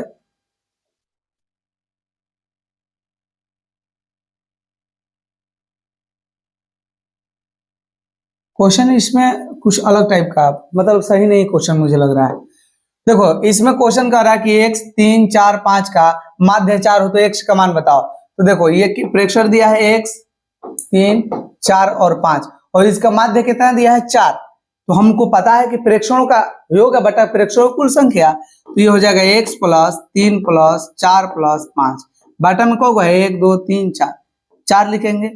और ये क्या चीज है माध्य, और माध्य इसका दिया है कितना 4, 3 4 7 7 5 12 हो जाएगा। तो ये क्या हो जाएगा x + 12 इक्वल टू 4 नीचे है तो उधर चल जाएगा गुना में, 4 चौका 16, तो x इक्वल टू कितना हो जाएगा 4 चौका 16, प्लस में है तो माइनस में 12 हो जाएगा, 16 में से 12 को कम करेंगे तो कितना हो जाएगा 4, मतलब x का भी मान कितना आएगा 4 ही आएगा।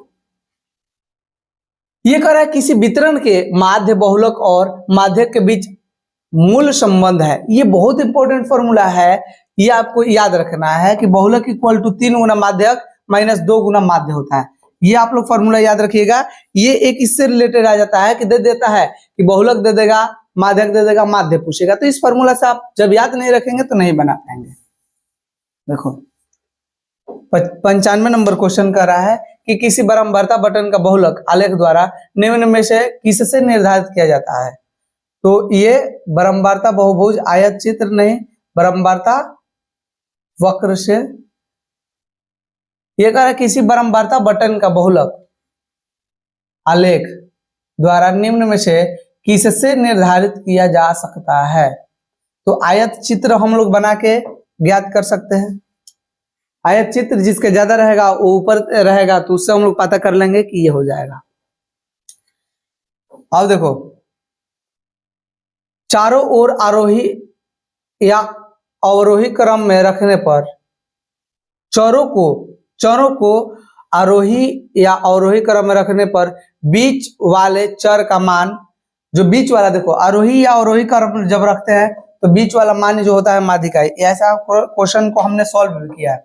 ये कह रहा है कि 2 5 7 3 3 6 का बहुलक होगा। बहुलक जो ज्यादा बार आता है, तो बताओ इसमें 3 जो है 2 बार, बाकी और कोई 2 बार नहीं आया है, यही हो जाएगा।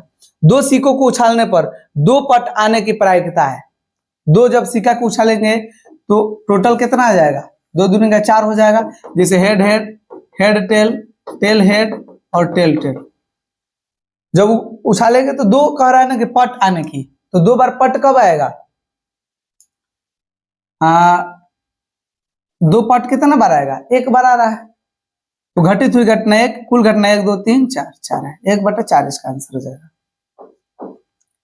99 नंबर क्वेश्चन देखिए कि 52 पत्तों की अच्छी तरह फेंटी गई गड्डी से एक पत्ता निकाला जाता है, तो एक इक्का प्राप्त होने की क्या प्रायिकता है? तो कुल घटना बताइए कितना है? 52। और इक्का की संख्या को होता है 4 गो इक्का होता है। इक्का को होता है 4 गो, तो 4/52 इसको कटाएंगे, 4 कहीं 4, 4 से 13 बार में, मतलब 1/13 इसका आंसर हो जाएगा। 1/13 सी इसका आंसर हो जाएगा। फिर ताश वाला ही है। ताश के 52 पत्तों की अच्छी तरह फेंटी गई गड्डी से एक पत्ता निकाला जाता है। तो एक तस्वीर वाला प्राप्त होने की प्रायिकता क्या है? तो तस्वीर वाला को होता है 12 गो। कितना होता है? 12 गो। 4 गो बीबी होता है, मतलब बेगम, 4 गो किंग होता है बादशाह, और 4 गो गुलाम होता है। तो टोटल घटित हुई घटना को हो जाएगा 12, और कुल घटना 52। इसको 4 से कटाएंगे, 4 तिया 12, 4 से कटाएंगे 13 चौका 52, 3/13 इसका आंसर हो जाएगा ए। तो 100 क्वेश्चन हम लोग देखे। अगले क्लास में हम लोग दूसरा लाएंगे, तो आप लोग अगले क्लास के लिए इंतजार कीजिए और चैनल को सब्सक्राइब करके जुड़ जाइए दोस्त। चलिए मिलेंगे अगले वीडियो में, और ऐसा ही एक 100 प्रश्नों का संग्रह लेकर के।